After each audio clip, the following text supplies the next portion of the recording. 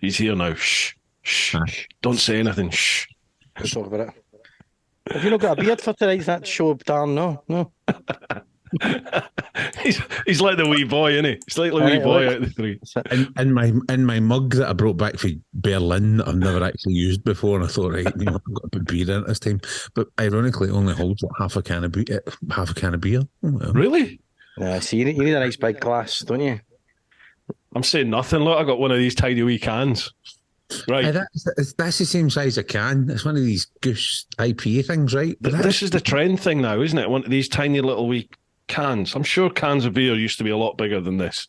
See, look, Ian's got a proper can of beer. Look. Yeah, proper sized. You think it's a proper can of beer, right? But it's a Schofferhofer, right? Oh, you saw that stuff. Easy for you to say. And a Schofferhofer is a grapefruit beer. So actually, it's probably far more poincier than your two cans. Do you know what I mean? Right, I'll open mine. Let's see if this one explodes. There we go. No, we're all right. We're all. Oh, hang on. Oh. Look at that, look. Sort away. Happy days. Look at the size of the heat in that. You putting a flake in that? It's a wheat beer. That's what these things happen, you know? Yeah. Oh, is it? All right, aye. It's nothing to do with the bad barman skills there, no. No, not at all, no. Absolutely not. Right, boys. Let's start. Happy Hogmanay to you. Happy Hogmanay. Cheers. Slange. Here's to your health. Slange. Here's to 2023. Absolutely, yes. Speaking of which, what's your plans? What's the plans for 2023 then for you boys? Well, hopefully my boy will pass his test, but he's been scuppered umpteen times at the moment. Why is that? What? Because of COVID and everything like that? Weather. So weather, he's Mod 1 booked and that was ice. And he's supposed to do his Mod 1 again today, but because he's filming, they changed the schedule yesterday. So he had to cancel his Mod 1 for today. So and then once he passes that, then it will be, the world will be our welk, you know. So our first trip's over to Ireland, I think, we'll see my brother, but take the long way round, you know. Happy days. Get him used to his wee bobber, you know. It's quite a big bike to be fair for your first bike, you know what I mean? So, that's kind of plans for that, I think, and then hopefully just do lots more things on the bike with the boy once he passes, you know. Brilliant. But yourself, Dan? Well, this year I had all set out.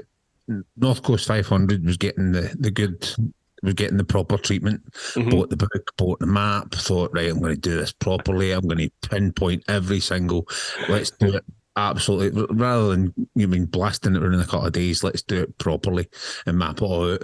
And then somebody put up a tour online and I thought, that just takes the bollock right out it. That seems like a better option. Let's just do that. And then that way I can spend other time doing other stuff, which is quite good. So So I'm obviously doing your Flying Scotsman, which would be quite cool. I've got to admit, I was a little bit puzzled. Very happy, obviously, but a little bit puzzled why the Scottish guy was coming on the Scotland tour. I was like, can you not do that like any weekend? It's like out your back door. I know, it's the Picos one would be ideal. That would be the one, because you know what the roads at Picos are like. They're just, you can absolutely have so much fun down there, but it's just the thought of travelling all the way down there. Do you know what I mean? If I was going to do that, I might as well stay Toro or something like that and just go and spend time in London and just chill out at the villa. So I thought, no, let's do that, and then that way at least, I'm in the vicinity and I get to know Simon's input on the roads in my backyard, and then it means anytime I want to go and do them, I know there'll be good roads to get in. Definitely. I did this one with Simon in August, I think it was. August of last year, just gone. I've not edited the video yet, but I took a group away and we did this one. I got to admit, I thought, well, I'm going to have done everything, but it'll be good to do it with a group of people. And there was still a couple of roads there. In fact, there was more than a couple. There was quite a few roads I'd never, ever done before. And I was like, you know, I've lived in Scotland for so long and then been riding up there for so long. And I'm like, I've never would have thought of riding around these parts or taking that little road. And it's like, oh, wow. So, yeah, hopefully you'll get a few new gems to you. Aye. Looking forward to that one. Then that way I've got an Arsenal and Ian when JB's ready to go. Like, exactly. Right. Use your new camera, Darren. Oh, I know. What one did you get? I got the X3. Mm-hmm. But that was a saga. I wasn't going to buy an X3 because I thought that's a lot of money to pay for a camera. Aye. And then my Ghost 4K died. Absolutely died. Did it? I completely gave up the Ghost. Hey, but I just packed in, and obviously I bought it through. I didn't buy it direct for drift. I bought it through a vendor, and then went back to them, and they said, "Listen, it's fine. We'll send it back." And see, turns out it's an internal battery error. Right. But we don't stock that 4K anymore, so we can do the XL. I thought, well, the XL's an enclosed case. Mm-hmm. An enclosed case. I much rather like the idea of having a couple of batteries. You can just swap the battery out and away you go. Aye. And they're like, the XL's just as good. The only thing is it's 50 quid extra, so you do is 50 quid. There's like, no, you're all right. No, thanks. No.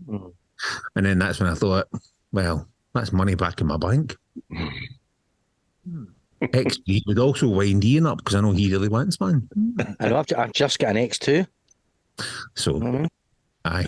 I've not tried the X3. I've got the X2 as well, and I bought the 1X before it.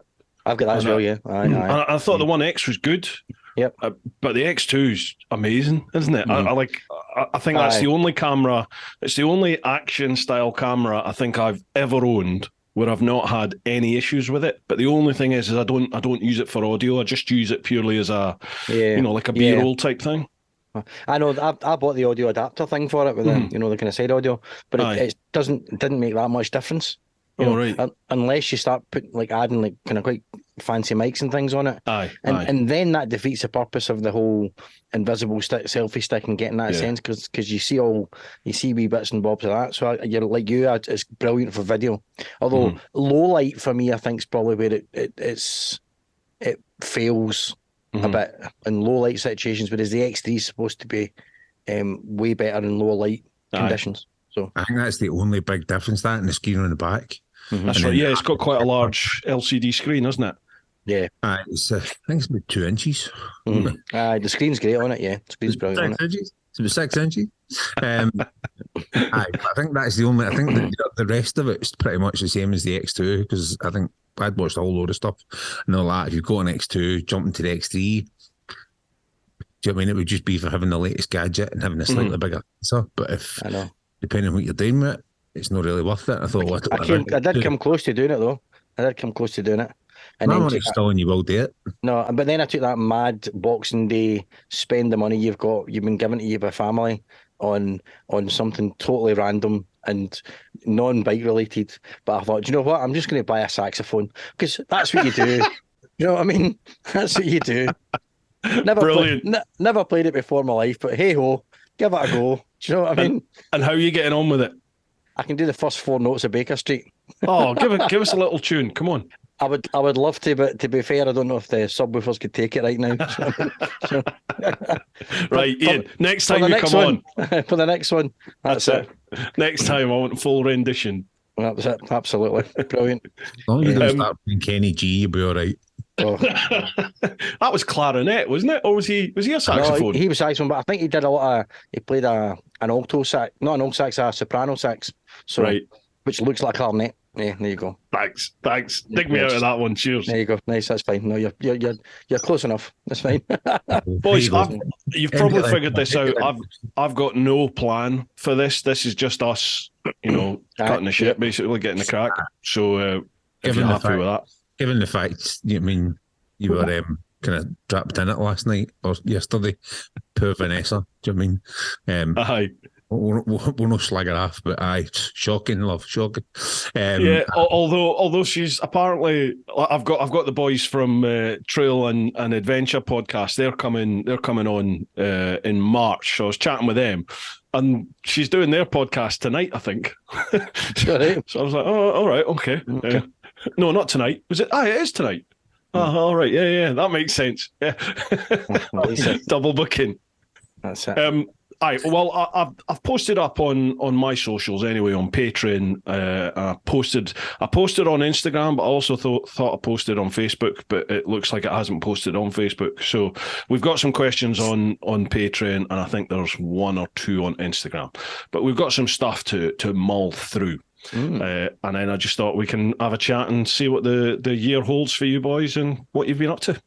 Yeah, no, absolutely. By the way, Happy days. Yeah, absolutely. Brilliant. Yeah, good right. stuff. We'll go with the first one then over on Patreon. So over to the clan, patreon.com/TeapotOne. Sorry if I'm not quite with it, folks. I'm just getting over man flu at the moment. First one, Brett Cunningham. What is your most favourite motorcycle to ride and why? And where is the best place you've ridden? Good question. I've not ridden that many motorcycles, to be fair. Different ones. I've sat in a lot, especially when we were down in Birmingham recently at the old Birmingham Live and all that. So that was quite interesting. And, I suffer from short leg syndrome. So there's a lot of bikes I want to ride. Like I was watching your YouTube in Spain on the tractors. The 1250s, right? On the BMW site, it looked amazing. And then I went, I'm just going to go and Google the seat height and looked at the seat height and went, I'm never sitting in one of them. Do you know what I mean? So, so I think... Ian, how tall or what's your inside leg? 29. Mate, you'll be fine.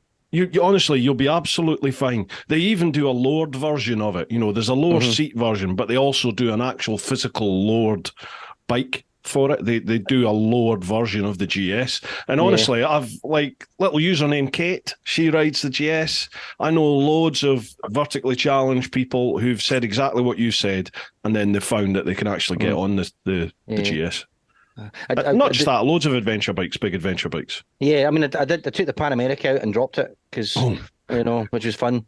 Because just basically that adaptive ride height didn't go down quick enough, and I had to do an emergency stop on a hill on a camber. Do you know what I mean? That'll do it. That was just ticked every single box. Thankfully, the Pan America belonged to Harley Davidson themselves. And actually, to be fair to that bike, there wasn't a scratch on it. You know what I mean? So we just picked it up and carried on. And a nasty dent in the road. Yeah, and it was great fun. So I think if I could find an adventure bike that I feel comfortable on with my legs, then absolutely something like the BMW, especially after watching that and doing it in Spain where you were, was just looked incredible, and going a wee bit of off road or it's not off road. Yes, it is. That we call it. So it's funny. That's not off road. I know. So, that could be your next T-shirt. No, it's not off road. It's funny you should say that. And so probably get one that I'm comfortable on and taking that for a ride is probably what I would like to do next in terms of the bikes that I've ridden on or had a shot on. In terms of just pure raw brown adrenaline, my Ninja, my old kind of I think it was an S-plate Ninja that I had for a few years. That was just raw fun, But I'm too old for that shape now. My belly gets in the way. I can't bend down. Rubbish! Come on, rubbish! So, turn the clock back. Sat in a few bikes there, and I was kind of bending over, going, "Wow, that's worse than trying to tie my laces." I know that feeling. One of the bikes I loved sitting on though in Birmingham was the Indian, not the Bobber Scout, but what was it, Darren? The big one with the kind of Batman front. Oh, the Rogue, I think that was. Rogue, I think, yeah. That just felt right somehow. So, maybe try and get across to see if I can get a shot of one of them. Indians are beautiful, aren't they? Those Indian bikes are just stunning. I've still not edited the video yet, but I took out the, is it the Indian Chief? I can't remember. It was about March time last year I took this out, and I've still not edited the bloody video. But what really got me was the technology in it. Because it looks like a classic style bike, doesn't it? And the dials and everything, when you look at it, you think, everything fits in, but the dial it's an LCD touchscreen screen. Everything's there. The technology's beautiful. And the engine, wow, that engine was gorgeous. Loved it. Yeah, we've been talking about we've been going for my Spice Girl moment. So I've currently got two bikes, and I might just go Spice Girls and go two becomes one. So that could be this year is taking two bikes and just to bring them back to one again. Really? So so that'll be a bit of fun searching for the one. Searching for the one. You'll never find it. We never find it, do we? No, we do. No. Essentially for that one for just now. Yeah, for now. For the now. It'll do. It'll do for the now. But I've only got one bum, so what do I need 2 bikes for? So that's it. That's too much like logic. I don't understand. No, I'm not getting. I'm just saying that in case my wife's listening. That's yeah, all. exactly. I was just thinking, is this you or your wife talking? What's happening here? Yeah, just in case she's listening, just keep it good. There we go. And where to take it? Sorry, Darren, I was going to say is just all over Ireland, north and south. Wow. Just anywhere over there, down to Kinsale and Cork and up by the Ring of Kerry and up and round up past up through Galway up to Donegal and back round. Just a big tour of Ireland, I think probably. Yeah, nice. Because not only does that sound nice, it's kind of doable. Do you know what I mean? You could go away and do bits of that, on a whim. Yep. So just jumping down to Stranraer and Ryan and just across. Ireland's on my radar as well, but I've just not got the time or the money at the moment to do it. But I'll make it happen. It'll happen at some point. What about yourself, Darren? I don't know. I always think this is a difficult question because I think it depends A, what road you're on, and B, what your kind of mood is at the time. And right now, I'm loving my pan. I mean, but again, that's just because I'm at the point now where I know the bike and I know just how much abuse it can take. Do you know what I mean? And then if that doesn't feel, you stick it in that sport mode and it's just a hooligan. And that's before we've done anything to the bike. There's a Dawn performance upgrade thing for it, which apparently gives it an extra 20 brake horsepower, which is just going to be absolutely chaos. So I think it depends on that. I loved riding. I had an 850 GSA. I loved riding that thing. That thing was just so much fun. It was just the only difficulty with that was moving it about because it's that parallel twin. It's not the Boxer. It was really front heavy when you were trying to lug it a bit.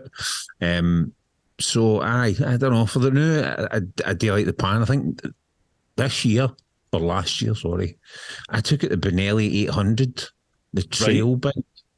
And that was just such a giggle because you could literally use pretty much all of that range and it gripped. Even though it had knobblies on it, it still had really good grip on it. And you could just absolutely tank it. I was really surprised at that. It was such a good laugh. I think if I was buying a second bike just to pure hooliganize, I'd probably look at something like that because they were dirt cheap just for absolutely tanking it. I think that's been probably one of my favourite bikes so far. Do you know, you're not the first person I've heard say that. I've never ridden a Benelli, any Benelli, and a couple of people now have said to me when they've taken any of the Benellis out, they're like, they've just enjoyed it. They said it's great fun. Exactly what you said. It's not going to break the bank with the money, and they had great fun on the thing. I think I never went there to take out a Benelli. I had contacted our local kind of Royal Enfield dealer. I went to take out the 401. The wee Scram 401 or 411, can't remember what one is. But I took that out first, and then when I come back, I was waiting to go on the Meteor because everybody said, "Oh, you need to take the Meteor out," and it's just for all it's not got tons of power. It's just a really nice bike. It's got that little pop. It's just so much fun. But obviously, the bike was out, and the guy went, "Oh, you should try that Benelli, that new 800." I was like, "Okay, give me the keys, I'll take it." So took it out and took it a blast, and I was like, I didn't want to gear back. I was like, this is so much fun. It's just such a great little bike. The only criticism I had was this: one, it didn't have a quick shifter, and two, it didn't have self-cancelling indicators. But you're looking at it and going, for that price bracket, can you really complain? Do you know what I mean? You cannot complain. But I mean, again, it depends on what you're taking it out for. If I only had a bike, take it a little half-hour blast on twisties, I'd buy a live wire. Would you? Just for the sheer thrill. I loved it. But the only thing is after half an hour, you're like, oh, my back. Because it's quite, you've ridden it. You are quite far over. Yeah, but it's definitely one of the electric bikes that made me feel like it was something different. You know what I mean? Like it felt like a Harley, although it felt nothing like a Harley. I still felt like I was on something apart from like your Zeros and your Energicas and all this sort of things. It just felt like a different machine. Aye, Yeah. I think I'm going to change that. See the question, right? The question was, what's your favourite bike? I'm going to say that I think my favourite type of bike is definitely an adventure bike, because I think if it's not my pan, I loved my GSA, right? And I took out the Tiger, the GT Pro this year, and it's just buttery smooth as well. Aye. And 1250 GS, you know what you're getting with 1250 GS. It's just, do you know what I mean? So I think my favourite type of a bike at the minute is probably an adventure bike. You know what I mean? Come back to me in 5 years' time, you know what I mean? I'll probably be cutting about in a lowrider ST or something stupid. You know what I mean? Acting my fucking age. I am quite excited about a lowrider SC. I'll definitely be considering that as if I go 2-1. Absolutely. Will you? You're going to Aye. get your money in Yeah. the bank for that then? You know. I've not ridden that. I've not ridden. Have I? No, I've not ridden the lowrider. I No. do. Barely anybody's in the lowrider ST because they're really difficult to get. Because all the dealerships are getting them in and then they're going straight back out the door again because they are so popular. Gotcha. And there's such a, because obviously it's based off the performance bagger. So it's designed to be a bit more sportier. You're going, But then I look at it and go, yeah, but it can't go over dirt. I never go over dirt, but if I wanted to, I could. If I wanted to, I could. Yes. Yeah, exactly. I'm the same. Although I've got to say, I'm doing a wee bit more. I have to watch how I say this. I'm doing a wee bit more riding in the dirt these days, and I'm starting to see the appeal. I still much prefer tarmac. I'm still a tarmac chap for sure, but I do see the appeal now, right? But I still prefer riding the big bikes like the GS and stuff. I like riding them off road more than I like riding like I've taken a wee Husky 350 off road, which apparently is supposed to be one of the best bikes ever, you know, to take off road and do proper off road riding on. I just felt like a 6'3", 20 stone lump, you know, whereas on the GS, I felt like I could balance on the bike, and I felt like I was in charge of the bike rather than the bike being in charge of me, which is what it felt like on that little wee Husky, because I couldn't find my balance point on it. You know, like when I was stood up on it, I was either leaning too far forward or too far back, and I couldn't moderate the throttle properly when I was stood up. I was just snatching the throttle too much. Whereas on a big bike, I can grip it. You know, I can grip it with my lower legs, and I've got some sort of connection with the bike then, and it just felt more comfortable to me. I know. It's what you call it. I've never done it on the smaller bikes, because I'm like you. I'm a big guy. I'm going to look like a monkey on a trike. Aye. It's just not a done thing. I don't have that problem. No, you don't have that problem. Short ass. Whereas you're right on a big bike. I own a big bike, so if there's ever a chance if I'm going to go and learn a bit of off-roading, I want to learn it on a big bike, so that if I do decide to do it on my own bike, at least I know what I'm doing. Do you know what I mean? I did that last year. I did the off-road day at Wales with my Kextons. Oh yeah, it was. It's just so much fun. Do you know what I mean? So, favourite road last year was definitely North Wales, especially in and out the quarries and stuff like that. It was just so much fun. But if you ask me any road, I'm going to stick to my guns and say the A82 all day long. Really? That's your top, mind you. It is fun. You know, and it goes on and on and on. Aye, yeah. Good point. So I'm going to stick to the 82. I think you can convince me different come May. Well, yeah. For Scotland, yeah, you might find a few others on the Scotland tour for sure. But I still don't think you can beat. Spain in general, and I include the Canaries in Spain because it's a Spanish territory. You're going to find a road or a type of surface that you love to ride on at some point within the Spanish mainland or the islands. Although I am thinking, you know, there's some passes in Switzerland that are pretty phenomenal, and Romania, you know, the Transalpina and bits of the Transfagarasin and some others, they're all really damn good. But I still think if I could just have one place, I would still take Spain, I think. just because it's got everything. Yeah, I think sorry, Spain, Dan. Spain, you get the good weather, and Aye. Spain. Correct me if I'm wrong, but I'm sure Spain have this really good policy in terms of looking after the roads. They definitely set aside budget better than we do in the UK by a long stretch of the imagination. Especially, a week of frost and then a week of rain. The roads are just the pits, literally the pits running about here. But I think Same down here. Spain have definitely got that. They look after the roads, I think, because they know it's such a big tourist thing for them. Because if the roads are decent, if they're immaculate and good, the weather's good, they're going to get loads of bikers going in and around. Multiple different parts of Spain, and that's all income. It's quite most of the continent's similar. In my experience, most of Europe has really good quality roads. And we used to, whenever you went over there and you saw the quality of roads in Romania and Switzerland and Spain and France, wherever you went, as a Brit, you were always like, oh, well, that's where the tax money goes then, isn't it? But I mean, it's what we used to feel, but it's plainly bollocks. But the roads are definitely better on the continent. They're definitely... Whether they make them differently, whether they upkeep them differently, I don't know what it is. But, the roads are amazing. The surfaces are just gorgeous. I've had the joy of driving up Mount Teide, and I would love to do that on a bike.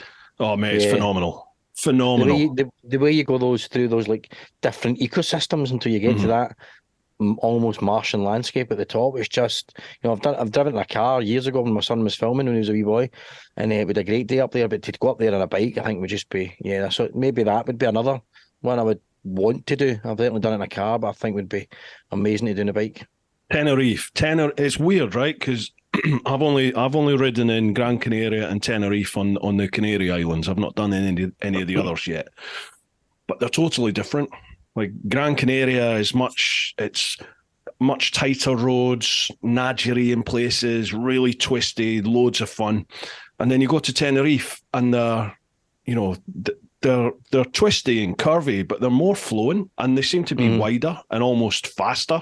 And it's different landscapes round about you. As you said there, Ian, Teide, you get to the top and it's Martian, isn't it? It's like red volcanic rock everywhere. It's incredible. The plants and things just look something like a sci-fi movie. It's just, they film an awful lot of sci-fi stuff. They do on the Lanzarote as well. If you go up to the volcanic bits in Lanzarote, just something else to see. It's because it's black.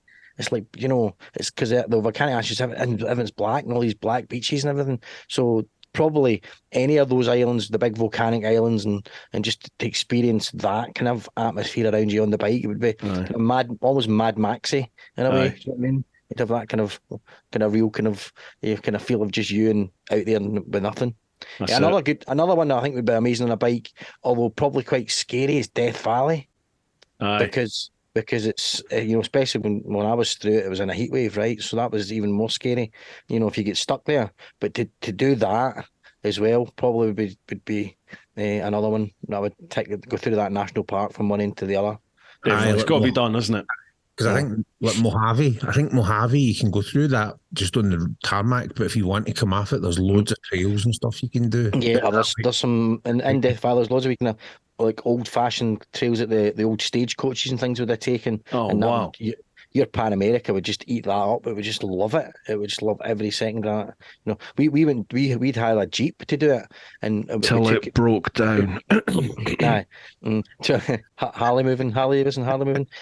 So says me that's got one. I can, but yeah, I think for adventure biking, there's so many wee off-road bits, and we took a kind of trail in the car when we were going through Death Valley, and I thought this would be amazing on an adventure bike. It'd be so much fun on an adventure bike, as opposed to just scary that breakdown and there's no cars for hours. Me again, folks, just a short one this. We are also sponsored this month by the Influencer Store. If you go to TeapotOne.com, you'll go to the shop, check out any of the merchandise that I have available. That is all handled by the Influencer Store right here in the UK. I've got a quick bit of blurb to read out for them, and that is, The Influencer Store helps you build your brand, big or small, providing you with a solution and apparel. We help you to increase your fan base while supporting you with starting your own influencer clothing line with nothing more than just an idea or design. And there are no hidden costs. For more info, come check us out at theinfluencerstore.co.uk or drop us an email at online@influencerstore.co.uk for more information. Make sure you check them out, folks. Head to TeapotOne.com, head to the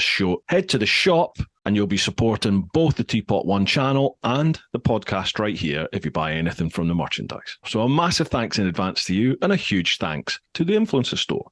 And we're also sponsored by Ultimate Add-ons. Now, Ultimate Add-ons, they make dustproof and shockproof mobile phone cases and action camera mounts. They will fit just about every single bike out there.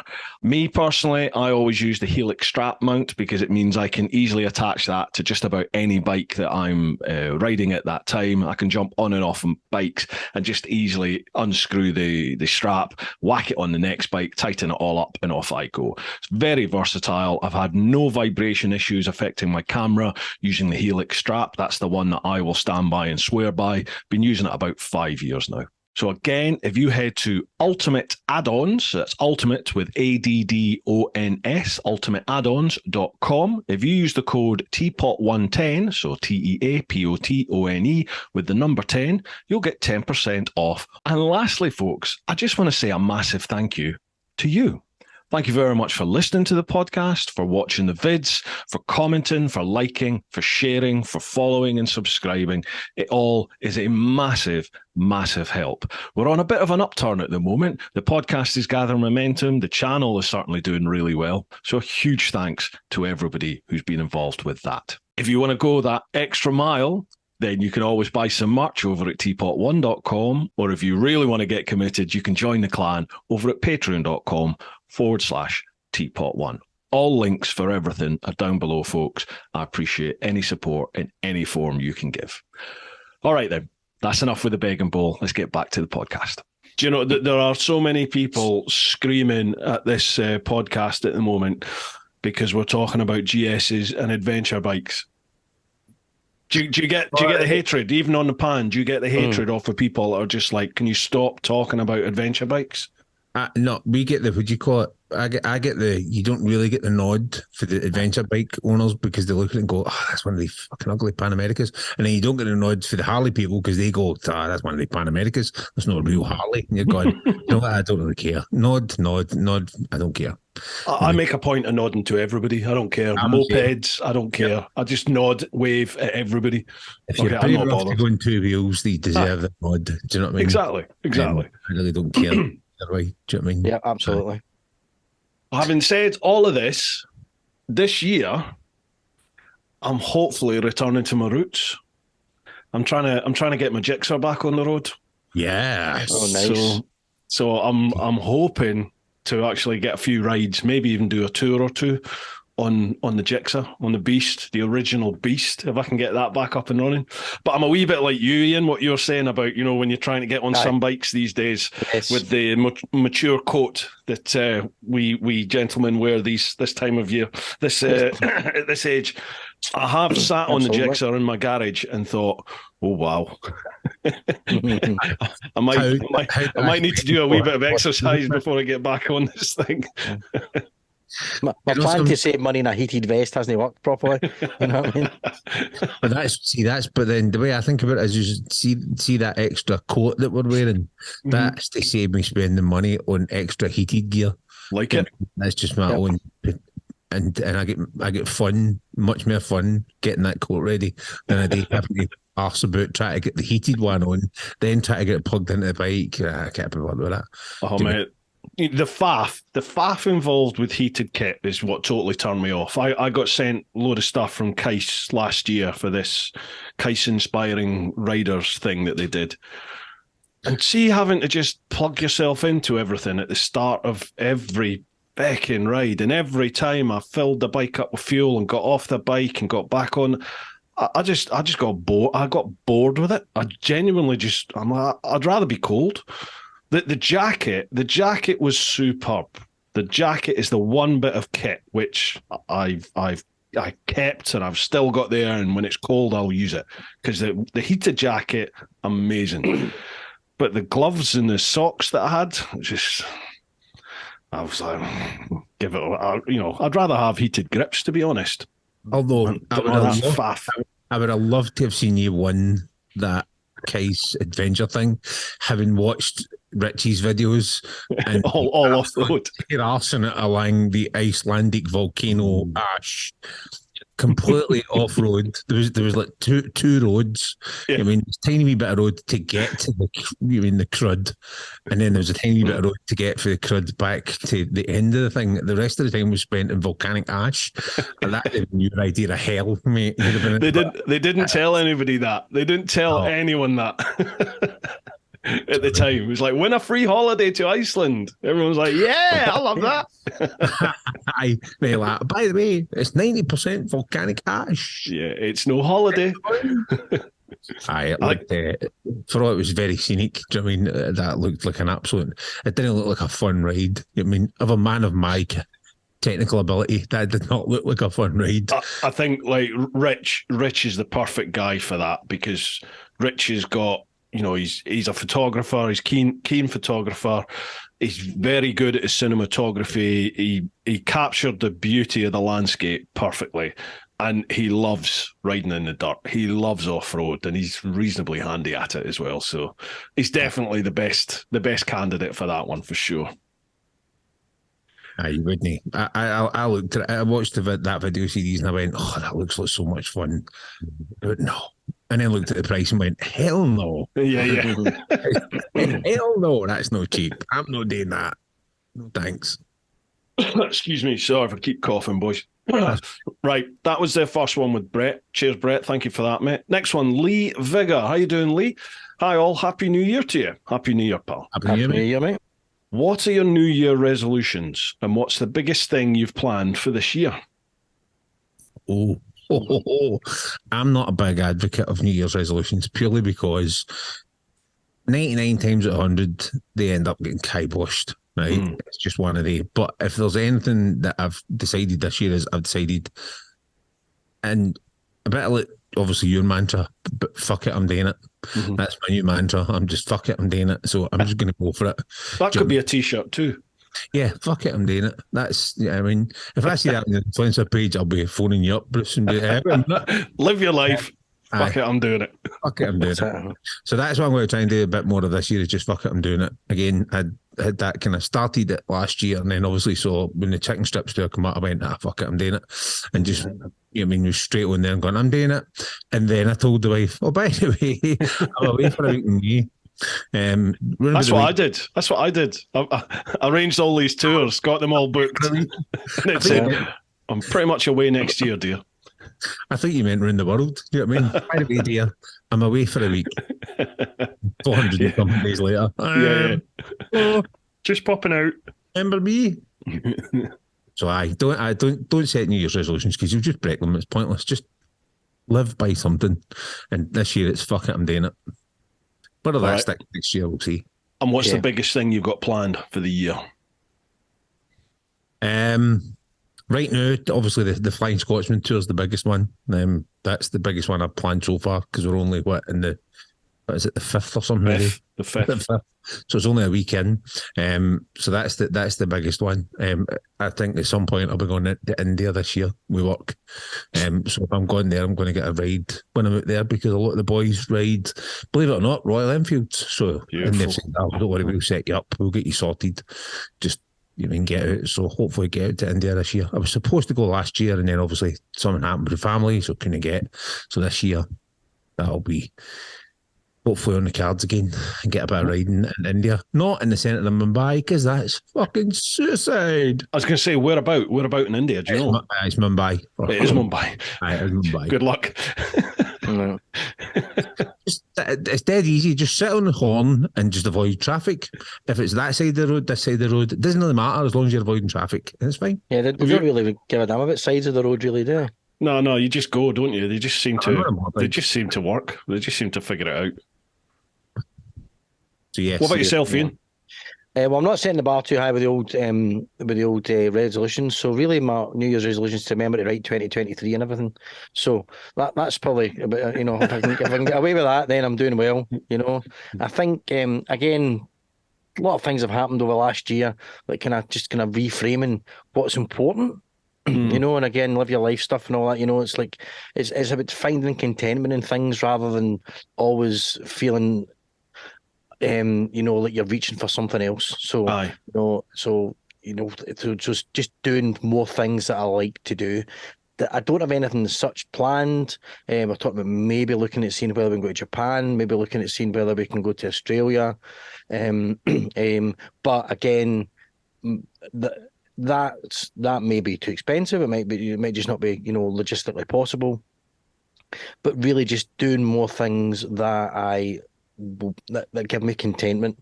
Hence why I bought a saxophone. I thought I don't care whether I'm terrible at it or not. I'll just have fun, being part of that process. And I think it's about just that whole.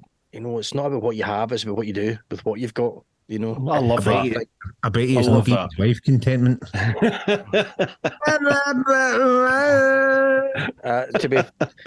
To be fair, she's been very encouraging so far.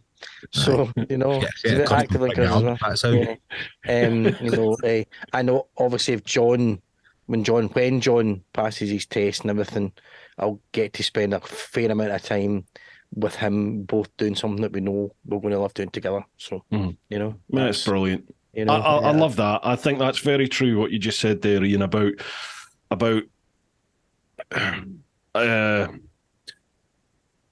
realizing the value of what you have and not constantly striving for more.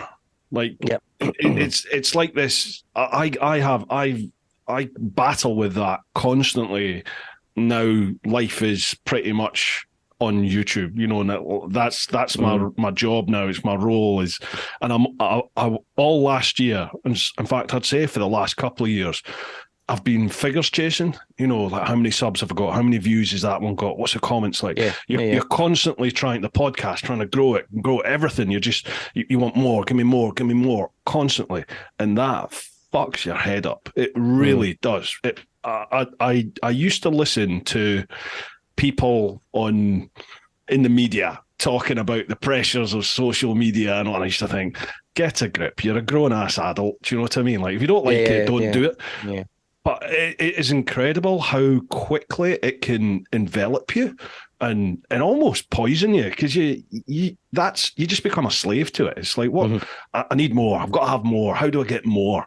And that's no way to live life, is it? And definitely the latter half of, in fact, last year, pretty much, I'd say from about February, March, April time, it was Richie Vida, actually. Richie Vida was the one that said to me, because we have a little WhatsApp group and we were all seeing figures drop as everyone was going back to work. And it was like, shit, what are we going to do? And Rich has never been one that's chased figures, believe it or not. And he just turned around and he said, look, I just make the content that I enjoy making. I really don't care if I don't get views on it. I'm just going to make the content that I enjoy. And the people that enjoy that content will come to the channel naturally. And I thought to myself, that's brilliant. That's the way it should be. You're not going to get massive growth, but you're going to be happier, definitely. If you make the content you want to make and make it as good as you want it to be, that's surely the way to go. So I sort of set my sights on that last year, and then this year, definitely that's what I just want to try and continue that through this year. We say that to every podcast, don't we? We say, look, whether there's one person listening or 100,000 people listening, it doesn't. As long as somebody's enjoying it, we will continue to make it, and it because it is about just being having that something. You're creating something for yourself, and if other people enjoy it, then even better, even better. You know what I mean? Absolutely. If one person, we don't really. If anything else, we started it more just so that we could talk shite for 2 hours. Basically. I mean, and that's the way we've always looked at it. We've always kind of looked at that kind of, it's probably never going to replace our jobs. We've kind of came to terms with that. You mean, we just know that either popular or lucky, or we're 2 Scottish guys and nobody can really understand us. either way, we don't really care. We're hanging out for the lottery. And if that lottery comes, then we'll continue to do the podcast. We'll just do it from a beach in Barbados. Yeah, exactly. It'll just be two average bikers on a beach. So two average bikers in a different time zone. That'll be it, you know. And I'm you. I think if you've got 10 subscribers or you've got 100,000 subscribers and they come to your channel religiously because they enjoy what you do and they relate to you and they connect to you, that's better than having 1 million subscribers that are just racking up numbers, that don't really participate, that don't get involved and all that kind of stuff. So I kind of see Richie's point. I mean, I think that's probably the best way to kind of go about it. I'll be honest and say I followed $1 Million Bogan for a while, because he was doing his kind of, wasn't he really a world tour? He kind of did a wee bit of tour here in the UK and then he went and did America, and it was fine. It was kind of getting, I thought, I'm really enjoying this, and I've still got him there, but I don't really watch his videos. Whereas the likes of yourself and Richie and TMF and Man Cave Moto, I've started watching as well, and his stuff's quite good. His latest one that he's doing, he's kind of ride for his dad thing. That's just it's trying, and it's not even the greatest roads in the world. It's no, but it's just that there's something about that content and why he's doing it and stuff like that that just pulls you in. It's a human element. It's a story behind it, isn't it? Yeah. So again, it's, I mean, I think you're doing the right thing. I wouldn't bother with chasing the numbers. No. I mean, chase the patrons, they pay the wages. You know what I mean? This is a thing. This is a thing for me, is that, you know, I think most YouTubers in my situation, you know, with 70-odd thousand subs, although 70,000 is it's an insane number, it's a crazy number, but it's not huge by YouTube standards. And most people with that couldn't go full time. I shouldn't be able to go full time with that because I don't make a lot of money off the views on YouTube. You know, like, as you just said there, Darren, most of my income comes off the back of Patreon. And that's because of the community that has been built up over the last, you know, 10, well, I suppose, let's say 6 years properly. I've been doing it on YouTube. And I think if you haven't invested that time into nurturing and growing like a strong community, then, you know, I certainly wouldn't be in the position I'm in where I can, I hate to say rely, but, you know, at the moment I am relying on people over in the clan on Patreon to effectively keep a roof over my head at the moment. So, you know, I value that massively, certainly do. But it's interesting what you said there, Darren, about people like $1 Million Bogan and that. You know, I think the longer you've been on something like YouTube or any of the social media platforms, you see people come and go, don't you? You see people just arrive on the scene, bang, like that, and you're like, wow, the content's amazing, and they throw everything at it, and they get this monumental growth, and they ride that tidal wave. And it lasts, you know, sometimes it lasts 6 months, sometimes it lasts a year, 2 years, 3 years. But I would say the vast majority of them just fade out. Whether they burn out and they can't keep up that momentum, that pace. But there's not many that have any longevity there at all. No, I don't think there's any that I can't. I think when I first started watching YouTube, especially in the biking scene, it was Elk Phaser 1. If you remember Elk Phaser 1, do you know what I mean? And again, but he was the same. He had loads of great content. He did CBT stuff. He did bike test stuff. He did reviews. He did maintenance. He did a bit like TMF does. And he lasted, again, I can't remember, 2 or 3 years or something. And then it just stopped. The content just stopped. Do you know what I mean? And then that's when I think the likes of yourself and TMF started appearing and that kind of stuff. And then that's when, and I don't know if that was just circumstance, that was just a time where everybody started getting into bike vlogging or moto vlogging. And then there was that kind of spike in it. I haven't seen anyone lately that's kind of been on and then kind of faded away, but there's a couple of guys I know, Scottish guys particularly, that were doing a lot of stuff around training and advanced riding and in Scotland and all that kind of stuff, that again they lasted about 6 months and their numbers were quite decent and then gone. You're like, what happened there? Do you know what I mean? So I don't know if it's just people I think I don't know if it just affects, because you know what it's like. I think I've had more appreciation this year or last year. I'm going to keep saying 2022 because Ian used to do anything we were going to do video wise, because we don't have loads of stuff on YouTube because we're primarily a podcast, and we do try to do some stuff and get it up there. But it just takes so long to edit, and having full-time jobs, and Ian does other stuff aside from his normal job around drone work and video work and all that stuff, the time we edit stuff, and edit's a killer. And I never really took that into account. I just thought, well, I can edit an audio podcast in jig time quite quickly. But this year I thought, I'm going to learn Premiere Pro, or 2022, I'm going to learn Premiere Pro, and I'm going to edit some stuff, and we'll do some stuff on Zoom, and we'll capture that, and we'll make wee snippets, and we'll do like kind of wee highlight reels and stuff. Aye. And it just eats into your time. Absolutely. It's fucking takes ages to edit stuff. But then I'm seeing folk.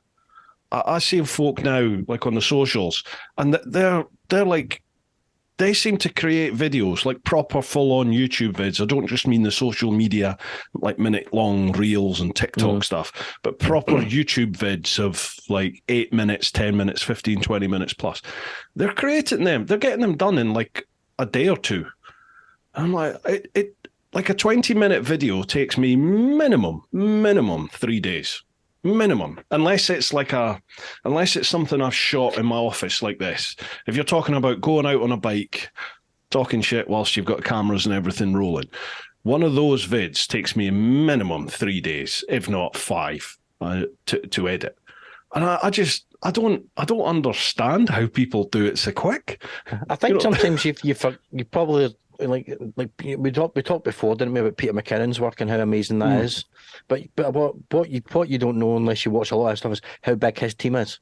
You know, and how many other people are involved in doing that. So when you're a lone person with a full-time job, and then my side hustles, my video and my photography, my acting and my musicals and all that kind of stuff, right? All that stuff that I do, right, on this side hustle, whilst trying to edit video, and I want it to look as good as Peter McKinnon's videos. I don't want it to look like a lot of the stuff you watch on YouTube, which is really, really bad.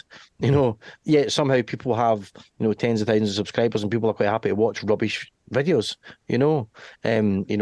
so I don't think he's having a pop at you there, Bruce. No, absolutely not. Absolutely not. Excuse me.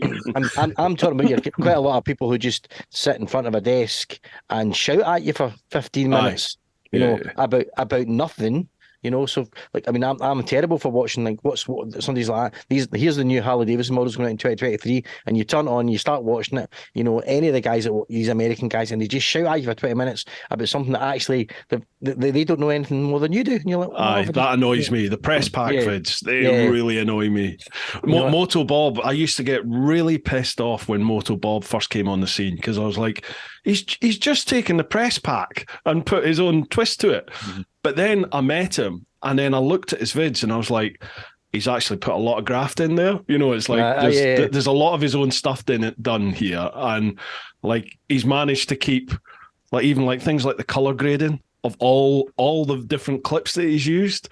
As somebody that edits, I look at it and go, oh man, he spent some time there balancing all the colors on everything to make sure everything has a similar feel to it. And I sort of got a newfound respect for Moto Bob, and then started watching more of his channel. And I was like, shit, it's actually really good, bastard. I know. But then you watch somebody like Fortnite, whose stuff is just incredible. And it's TV stuff, isn't it? TV quality. And you're going, how are you not doing more than what you're doing? But he's not putting a video every 2 days either. He's like the quality of his kind of stuff. And then there's a girl I watch, is Her Two Wheels, the American girl, and she's like relatively new rider, probably not now, but big Harley, and she goes all around America, all up and it's just, for her, it's the enthusiasm. And quite a lot of her videos, there's been mistakes in them, and she just keeps all that stuff in. But it's just that, like yourself and like that. When you're watching your stuff, there's just a passion and a love for what you're doing. And that's her. And actually, the recent thing I watched, and she put a thing out about, and this will be a YouTube thing. You might be kind of forced to do this, yourself. But it's about having to do these reels. She doesn't want to do reels. She doesn't want to, but there's the whole algorithm and everything. So that she was kind of basically saying, I'm apologising to all the people that don't want to watch reels. But in order for me to do things in YouTube, I've got to keep putting these reels out to be, and things. And is that something, I was curious to find out, is that something It's definitely promoted more. I started doing the reels probably a couple of months ago. So I was doing little teaser vids. I was trying to do wee teasers for some of my vids and for the podcast especially. And they were generally like 2, 3, 4 minute long type things. Yeah. And then reels came out and you're limited to a maximum 1 minute. And I thought, how can you do a realistic trailer for a minute long? But because of TikTok, you can. Absolutely. You really have to be ruthless with the edit. And I find it actually helps because you really do have to cut out all the chaff and just go for maximum impact. Sometimes I think I've done a couple of little reels that are like 35, 40 seconds long. And I think to myself, I could maybe cut another 5 off that, and it's just the way things are now. Yeah. But I definitely notice I'm probably going to let some secrets out. Everybody will be doing reels now. But having done the reels, I saw actually my views doubled. My views across my channel doubled. And although they don't monetize reels, I don't think at the moment, so did my income. My ad revenue that first month it almost tripled what I normally make. It's my biggest month ever was just because I did a couple of reels. And one of them was as simple as, I think it was a GS max speed. It was literally, I was editing some content and I had a bit where I was coming back from Romania and I was heading to the Jekyll and Hyde exhaust place in the Netherlands. So I was on the Autobahn and I just thought, I was sat with the GS pinned anyway. And I just thought I'll whack the cameras on and record it, top speed on the GS. And it was just a minute long thing saying GS max speed, I think was the title. And that, I think, is my biggest viewing vid on any platform ever. And it was crazy. It's still to this day, I think it's still the top performing vid. It's crazy. And it's literally me sat on a motorway pinning a GS. That's it. This is the TikTok generation that's causing this though. 100%. Because they want 100%. 20 seconds, just flick. But if it brings people into the channel, is that a bad thing? That's the way I look at it. I just look at it now that you, as a content creator, you have to extend your tentacles. You've just got to get your fingers in as many pies as possible and wiggle them so that as many people see this as possible and sort of bring them back to the mothership. Try and direct everything back to whatever, whether it's your brand or whatever it is that you need. You've got to get out there and get people's attention because there's so much competition for it now. Even on podcasts, you go... even when I started my podcast right at the start of lockdown, so it's right at the beginning of 2020, I think it was about February, March, April time, I think I started, just as lockdown started. When was that? Maybe even May. But even then, there wasn't that much competition in the motorcycle podcast sector, certainly in the UK. I think there was probably only 5 discernible ones, I think. I remember looking at the charts. And within my first couple of episodes, this was like, I think, number 2, and Chasing the Racing was number 1. And I'm like, I'd done like 3 episodes. It's like, how the hell is this up there already? Beating like thingy chatter, what's it called? Oh, God. Full Chatter and all these other podcasts. And it was like, how the hell's that happened? But then now there's shed loads of them out there now. I don't think I get in the top. I haven't been in the top 10 for a while. I know that for sure. So the competition's a lot harder, much harder. Because when we started, that was the same thing. It was like, do you know what? Because I'd been obviously listening to your show, right? The Bru Time. And I'm going, this is quite good. But do you know the only thing I think is missing is I'd like a wee bit of kind of update on what the news, what's happening, latest bikes, latest, what's coming, whatever. And Aye. obviously, you were just doing the pure interview stuff, which I still to this day listen to and still enjoy. With the exception of Road Skin guys, audio quality was terrible. Was it? Oh yeah. He was. He was sat right back, wasn't he? It's not that Ian's such a nice guy. I met him up at Thunder and Glen, and him, the other boy that just they had me in hysterics. They're quite funny. But you're right. There was only half dozen or so at the time, and nothing really. You know what I mean? There, and I was like, and that's when I said to Ian, let's do something similar. But you're right. No, you know what I mean? It's just there's loads of them. Even MCN brought out their own version with the nod. Do you know what I mean? And I don't know how that's doing. I listened to a couple of episodes and it was like, it's fine. There's a couple of nice wee anecdotes in there, but it's not really, you know what I mean? I didn't enjoy it as much. Do you know what I mean? But you're right. There's absolutely loads of them out there now. Everybody's doing podcasts. Yeah, there are so many. It's hard to listen to them as well now because there's just so much different stuff out there. Like what's your top podcast? Any genre? What's your podcast of choice? One that you'll always look and right, it's a new episode of that. Let's have a listen. I've got two, I suppose. I still do Bru Time because obviously you don't need to say that. Come on. No, still stuff comes up in social, and there's a couple that I've looked at and went, don't know who that is. I'm going to listen because I want to know who they are. Oh, okay. And then the other one is the one that what's his face, the comedian boy, Chris Ramsey, the one him and his wife do.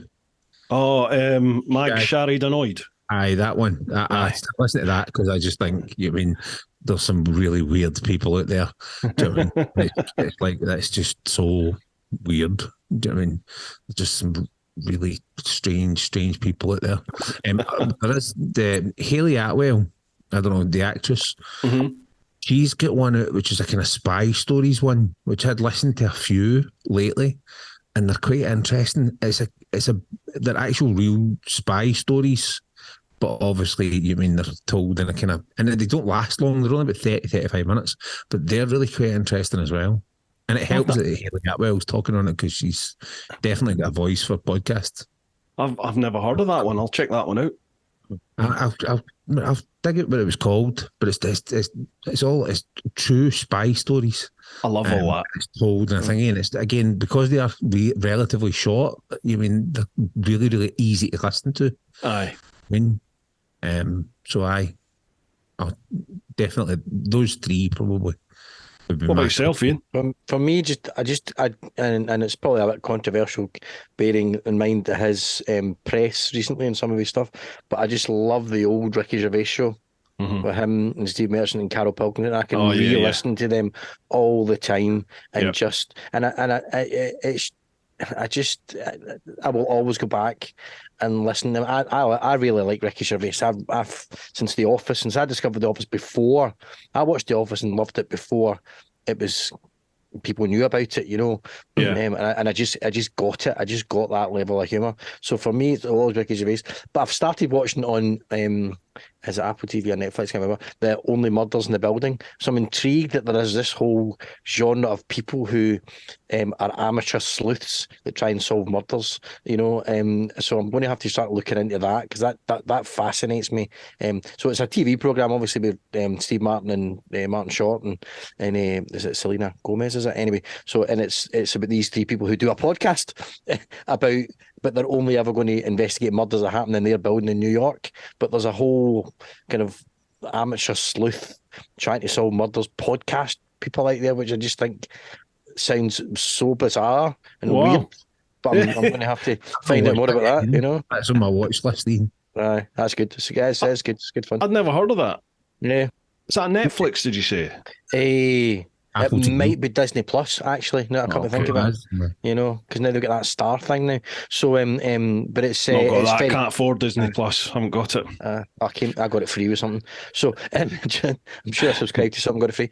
But so it's quite good, yeah. So, but there's obviously this whole kind of. It might be too American. I don't know when I find a decent one, but that does fascinate me. But I will continually go back and listen to Ricky Gervais's podcast, especially. In fact, it's Carol Pilkington more than anyone else that I just funny, adore.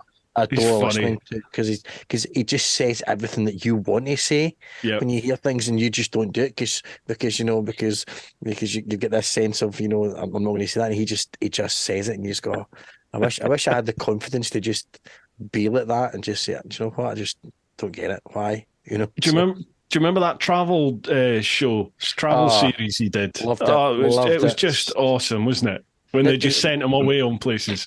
The day that he sat down to eat a frog being cooked in some sort of rural place in China was one of the best moments of television in the planet for me. It's just watching these faces are cooking this frog and he was on the bus. He was on the bus going to the Great Wall of China, and everyone was sat on the bus just snorting and being Chinese basically, and he was just sat there like, what? And he's travelling through China, rationing his quavers. Do you know what I mean? It's just, it's just so good. Yeah, absolutely. But I tell you, that'd be my shout. Yeah. What was that? True Spies. Right. That well podcast. I'll check that one out then. I'm just the old faithful, to be honest. I'll always have a look to see who's been on Rogan, see who he's had, because he does 3 a week, doesn't he? And I love listening to Two Bears, One Cave. That's Tom Segura and Burt Kreischer, 2 American comics. They publish on a Monday.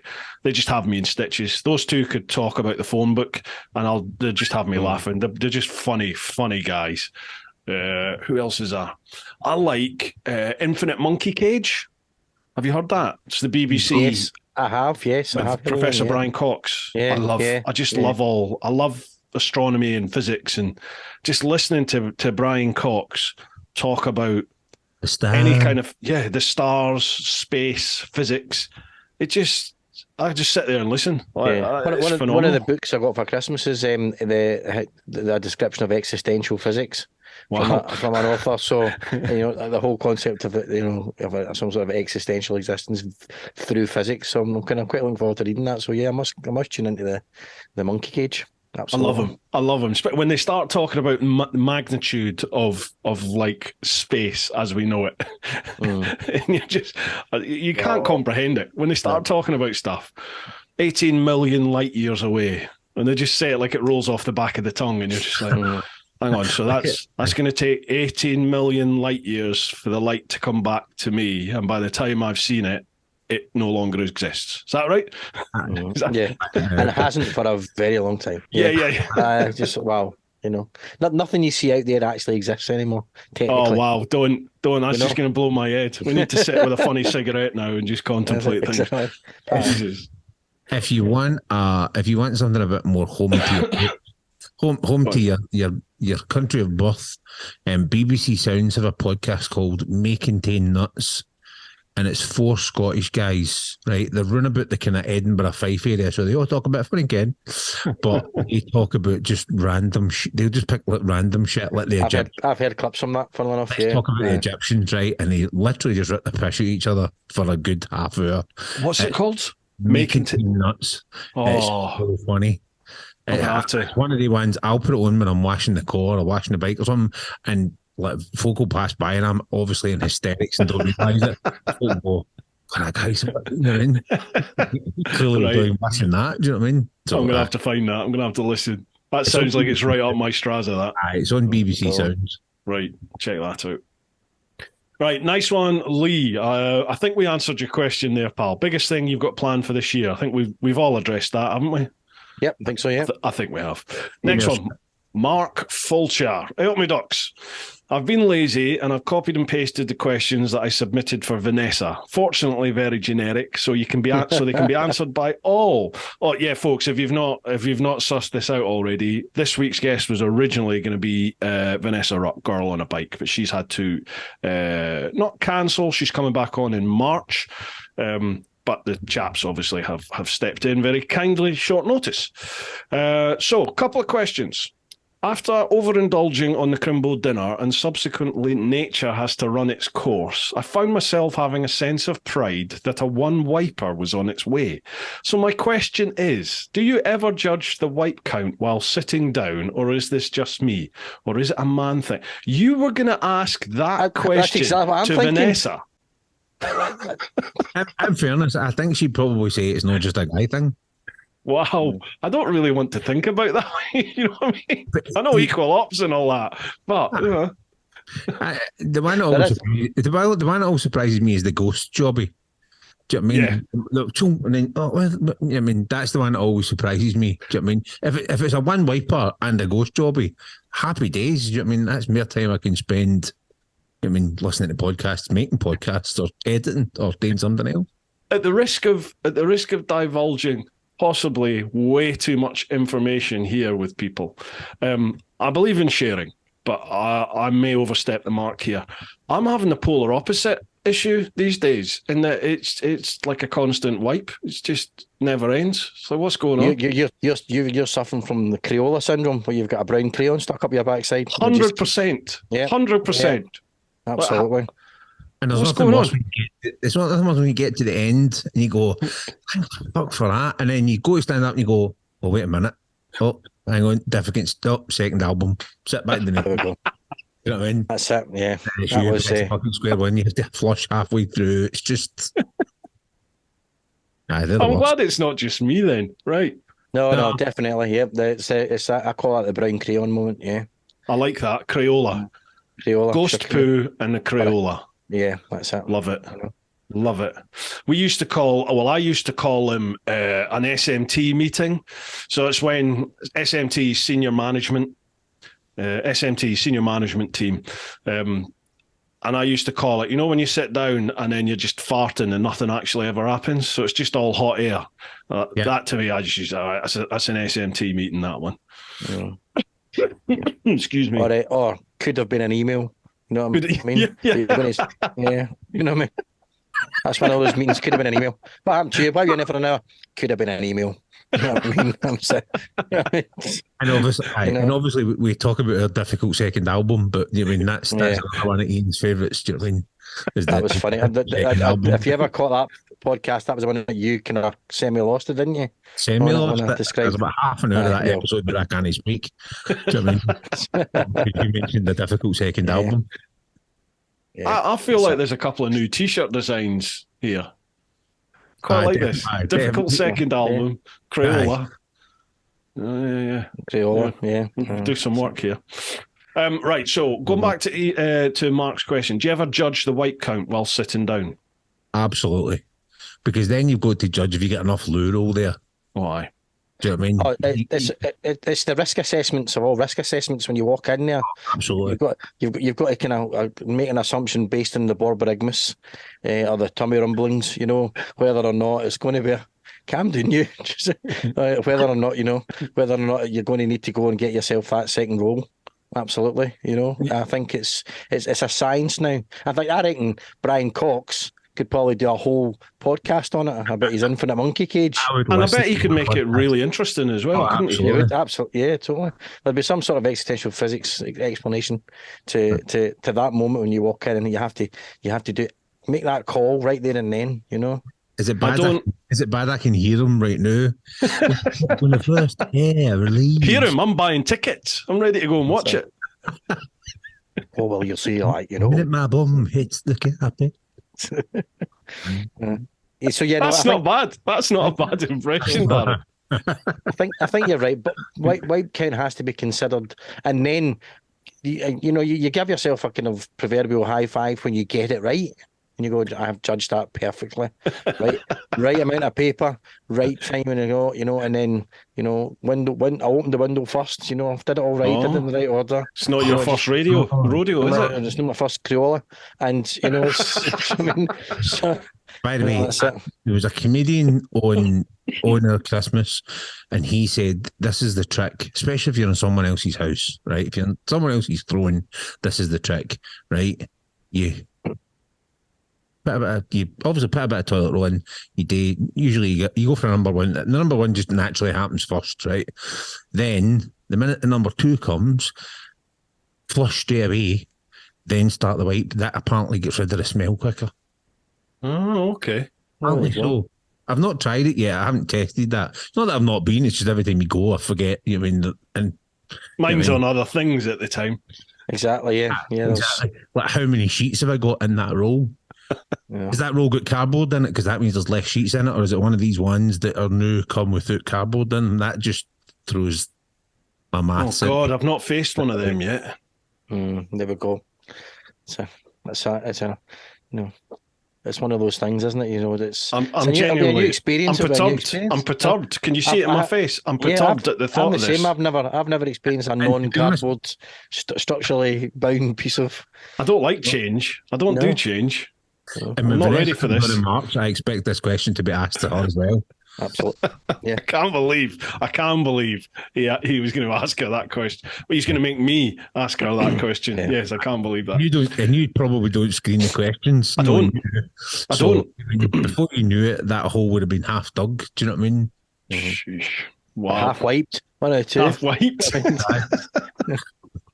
Right. Secondly, personally, I don't believe in the whole New Year's resolutions bollocks. However, I wondered if this is something that tickles your pickle.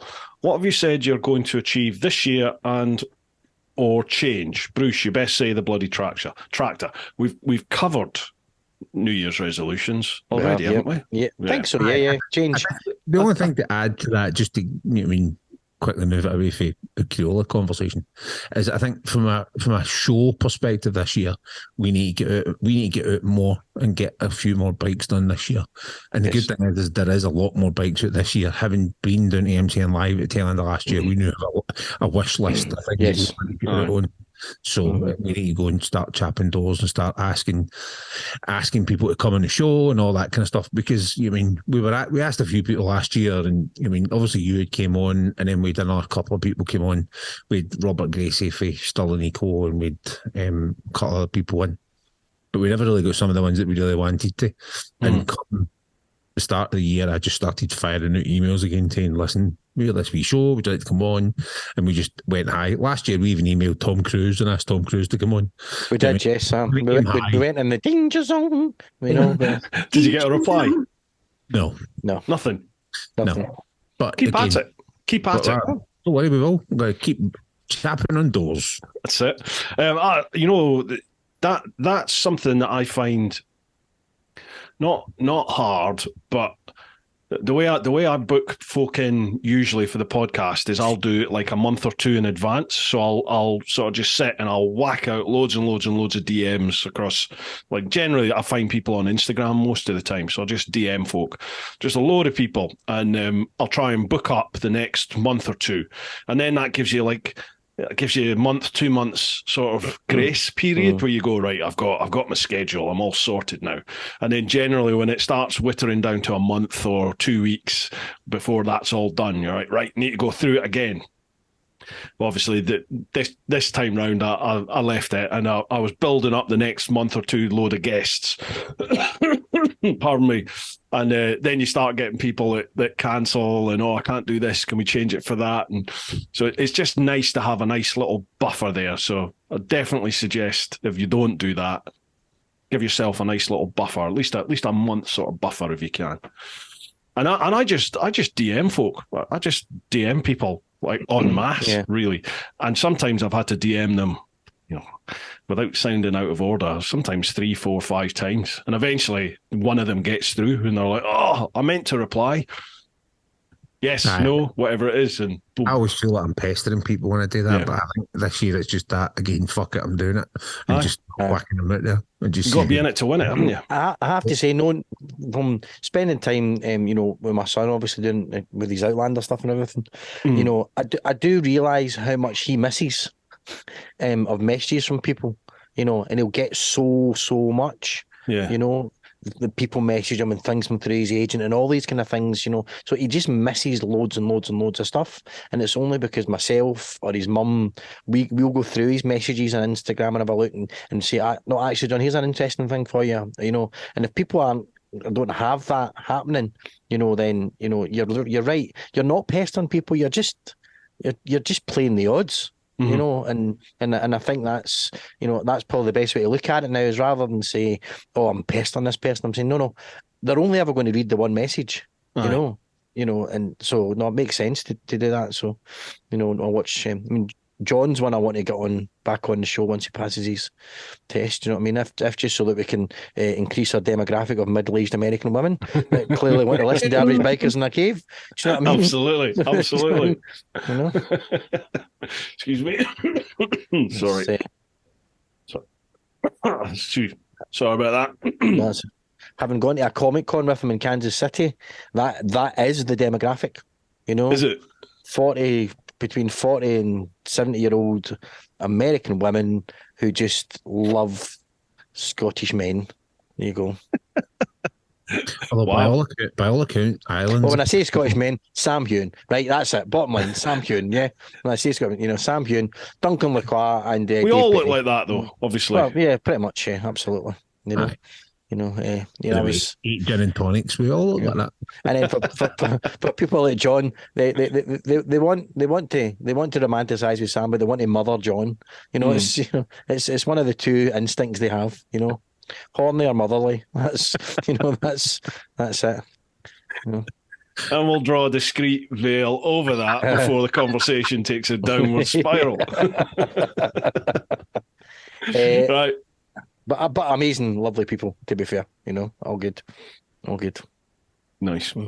Right, next one. Patrick Collum. Cheers for stepping in, chaps. Hope all is well. Thinking it's a bit generic question, but what bike would you like to test ride in 2023? Manufacturer, loan, etc. And on a different note, what would you like to see more generally going forward with biking? Personally, for me, it would be more manufacturers offering lowered models as seat heights, especially on, for example, the KTM 1290 Super Adventure, are getting ridiculous. Patrick, Right. I hear you, brother. I totally hear you with that one. Yeah. For me, the Diavel that I sat on and actually was pleasantly surprised that I got my feet on the ground.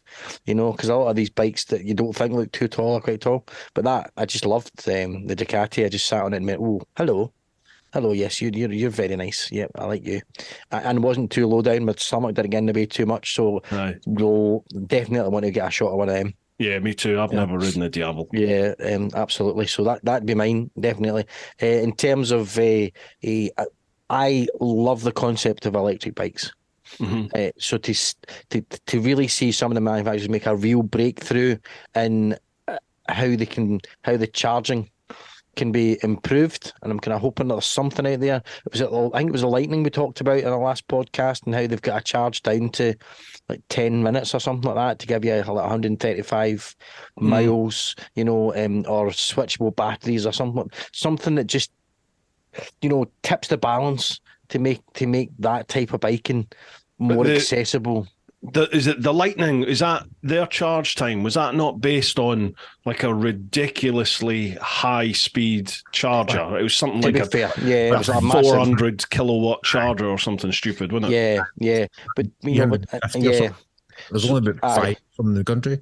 Most of the public ones you get to, like when I've been charging the electric bikes up, it ranges from 6 to about 12 or 6 to 15 is the general sort of rate you get from it. Occasionally you might get one that's like a 50 kilowatt, but most of it's really slow. Just on that, can we take a minute to talk about how fucking insane that was, by the way? In the 4 corners of this. Totally. Bike. At what point did you think, I could get this done in about 3 days? That's just fucking lunacy.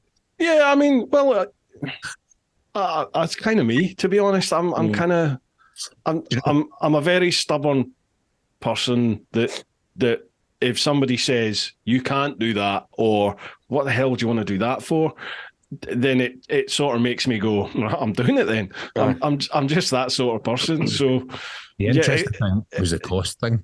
Aye. And when you went, this is how much I would have spent on fuel. This is what I spent on charging. However, here's what I spent buying shite at fuel stations. Yeah. Waiting for it to charge. Exactly. See, so I think it was like 50 quid extra. Do you know what I mean? But that was just on buying like energy drinks or a coffee or a snack or something. Yeah. Sweet, you had something to do where you sat and waited. And I thought interesting. That was the biggest eye opener for me, was the infrastructure, not the infrastructure in terms of the charging network, because there's chargers everywhere. There's people saying, "Oh, there's no chargers around here." Bollocks! You will find a charger. You will find one. It might be busy when you get there, or it might not be working, but there will be a physical charger. They're all over the place. Yeah, but they're not set up for. They're certainly not set up for bikers. They're set up for people who sit there in their car, in the warm, sat in the car, listening to the radio, doing some work on their laptop, whatever. And that's that. But if you're on a bike, there's nowhere to sit. There's no cover. Well, there's very rarely anywhere to sit or any protection around about you. A lot of the time, I was literally lying on the ground next to the bike, just sleeping, because I was absolutely fucked. So it didn't matter if it was raining. So that was a big eye opener. There's no toilet facilities. There's nothing like that. If somebody opened up a charging sort of network where there was toilets and somewhere to sit and have a wee calf or something like that there, like the oh god, what are they called? Grid serve. The grid serve places that are all starting to open up around the UK at the moment. That is a gold mine waiting to happen. If we are indeed going to go down the electric vehicle route, which looks like that is the way we're getting pushed. I mean, if you have somewhere like that, it's just going to be a license to print money. Well, you say that, but then they're still talking about opening up brand new coal mines. So you're like, well, you're not. If you do that, you're never going to hit your 2050 target. So why are you taking petrol off the road? It's just silly. Yeah. I mean, I'm still not convinced. I'm still not convinced electric is the way we're going to go. Just, I think there's too much. It's too much of a hot potato. Never mind the practical side of things, as in how long it takes to recharge and the cost for us as a consumer to pay for the electricity to recharge. Never mind all that. Just in the environmental and the human impact in manufacturing the technology needed for the batteries and for all these new cars, like these cobalt mines. I mean, have you seen the cobalt? Is it cobalt? It is cobalt, isn't it? Have you seen the cobalt mines? The conditions that are. It's human slavery. Yeah, I mean, it's slavery on a biblical level out in the Congo. It's phenomenal, and all the companies state that there is no humans are involved. Like no humans are there in the dirt digging with their hands. They say that does not happen. It's all done by machine. Well, it's just Joe Rogan. Watch one of Joe Rogan's latest shows.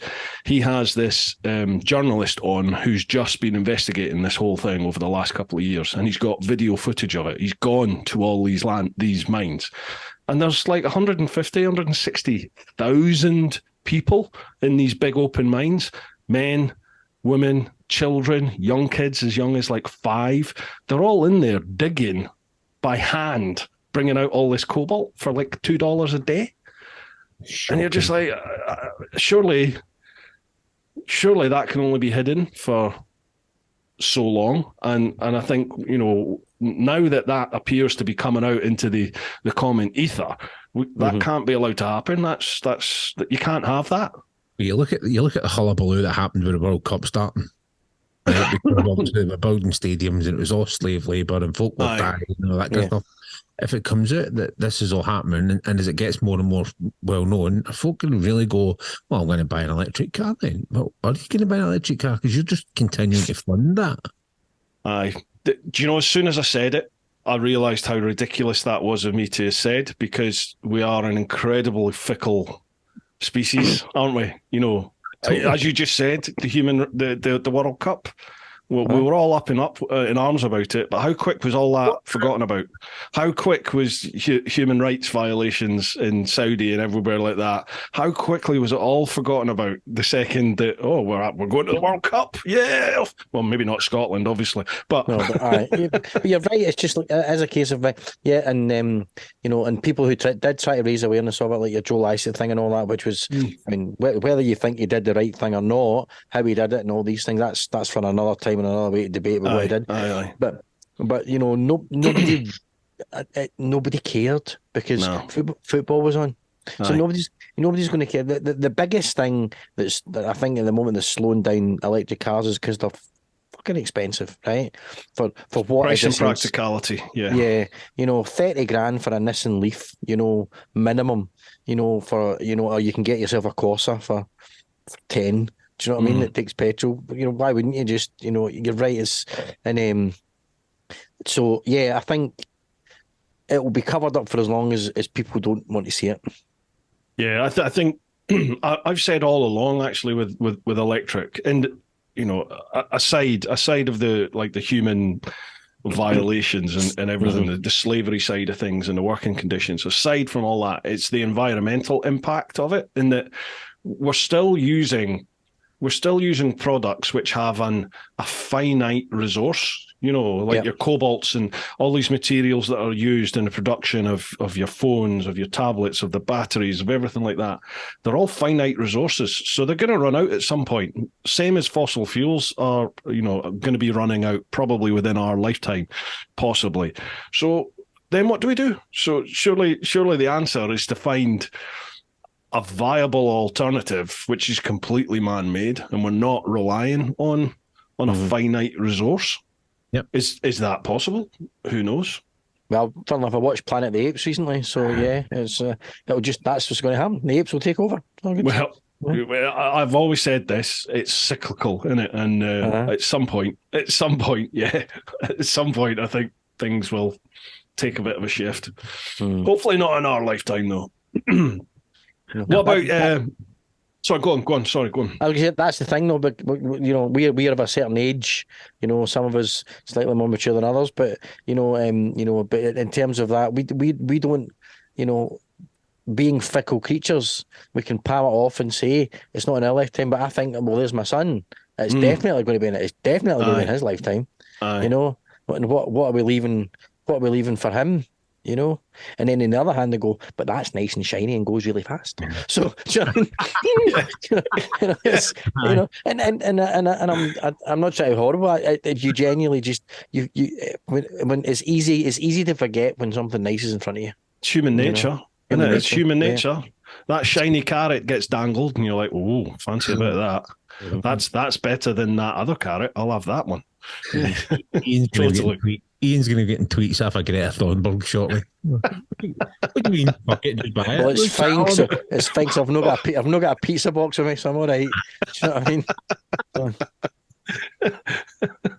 Can't find me. That's terrible.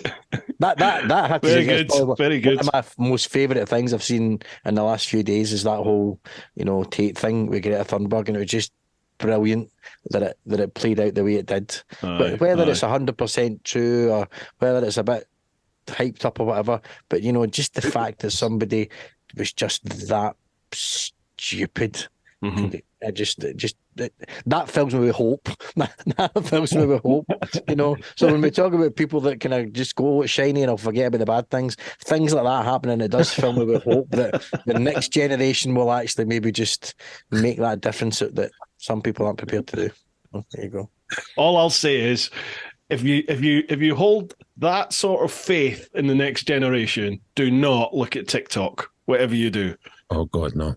That just fills me with despair. Yeah. And it's Instagram as well now. If you Instagram now is just full of. It's probably just because it's my feed, and that probably tells you a lot about what I look at on Instagram. But my feed is full of women doing like yoga or exercise, hardly wearing anything. I mean, it's literally softcore porn now. Like, it just seems to have happened over the last few months. What's your point, caller? But I'm like, everything. Like, well, what's this? What's this ad about? Oh, it's about some new chili rub. But why are your nipples in camera? What's going on? I don't understand. It's great. I'll buy it. But why are they there? But it's back to it's the equivalent of your 1970s car magazine adverts, Yeah. where it's your Ford Cortina, but the woman sitting with the hand in the gear stick and the miniskirt suggestively drawn up over her thigh, and you go, that's what's selling your Ford Cortina. You know what I mean? And it's But I just thought this, we were in this new age. Oh God, excuse me, 2 seconds. Oh, he's got a grenade. Nope. Caught it. I I caught think Well done. 2 words for you. OnlyFans. That's it, right? Yeah. That's what it's all about. You know, I've been an American football fan rather than kind of British football, soccer.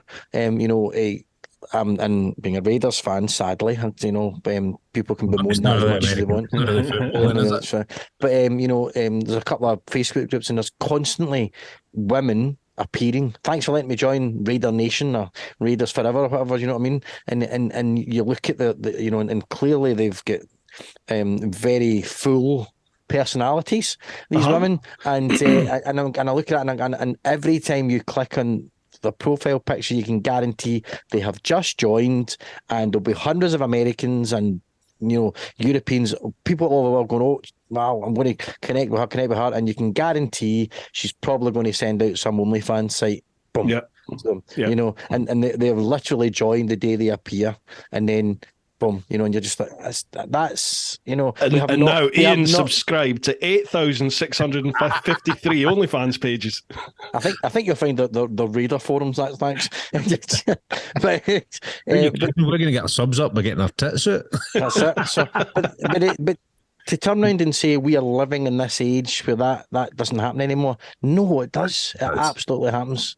Yeah, it seems to happen more now than ever. It's easier now than ever. You know, and I worry about that because you see it in TikTok, you see it in all these things.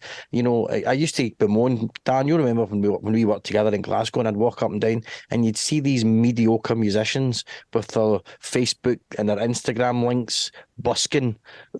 You could just see the desperation of fame in their eyes.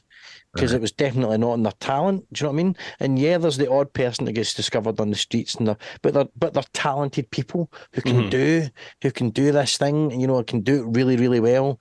And then, you know, but you're pushed into this world of fame, quick wins, quick fames, make a quick buck, and it's easier than ever now to do it. So for the odd Greta, you're right. There's 10,000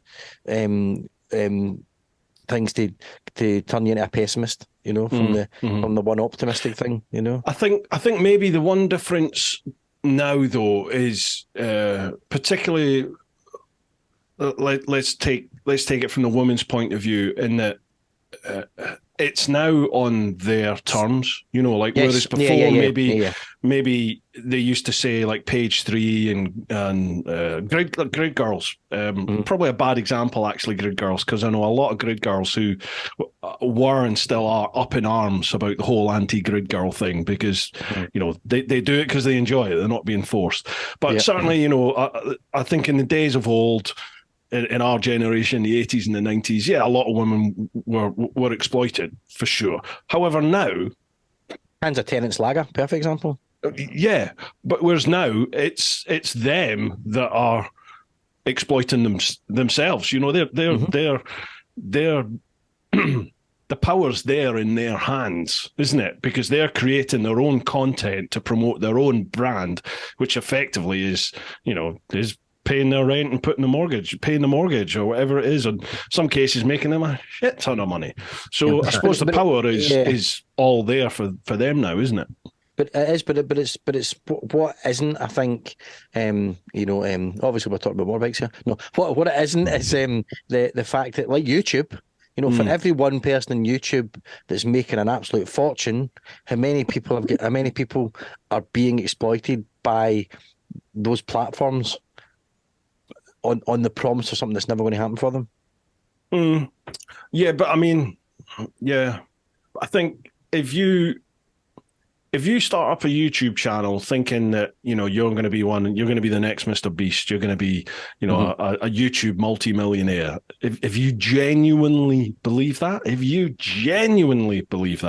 then I'd suggest you're going to see some money start coming in, because there's going to be a reason there's going to be a reason why you think that. Whether it's just misguided self-belief or a deep down talent which you know you've got, either of those things are going to appeal to people. You know, like we like, I think as the public, we like a trier, don't we? And I think that can attract a market for sure, which in turn will attract views, which in turn gives you your ad revenue. But if it's just plain disillusioned, if you're just plain disillusioned, you know, and you have no actual meat to give in terms of content, then you're not going to get anywhere, are you? And I think you're right. Less and less people see YouTube as the way for them to do that now.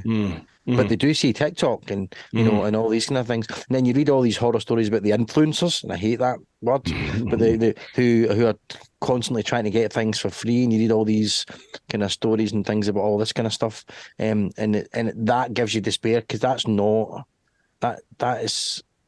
that's encouraging people to not be human. It's taking away the humanity and just making you a commodity.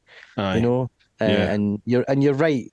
You know, they might last for a wee while, but having 1.6 million views in TikTok gets you hee-haw. You know, other than, you know, it's been shared around a bit. You know, and that's the thing. John used to put out TikToks for Outlander, and it was great for Outlander, and people saying, and he would get millions of views in his TikToks. But that's you know, what did that do for John? Nothing, because it didn't get him anything.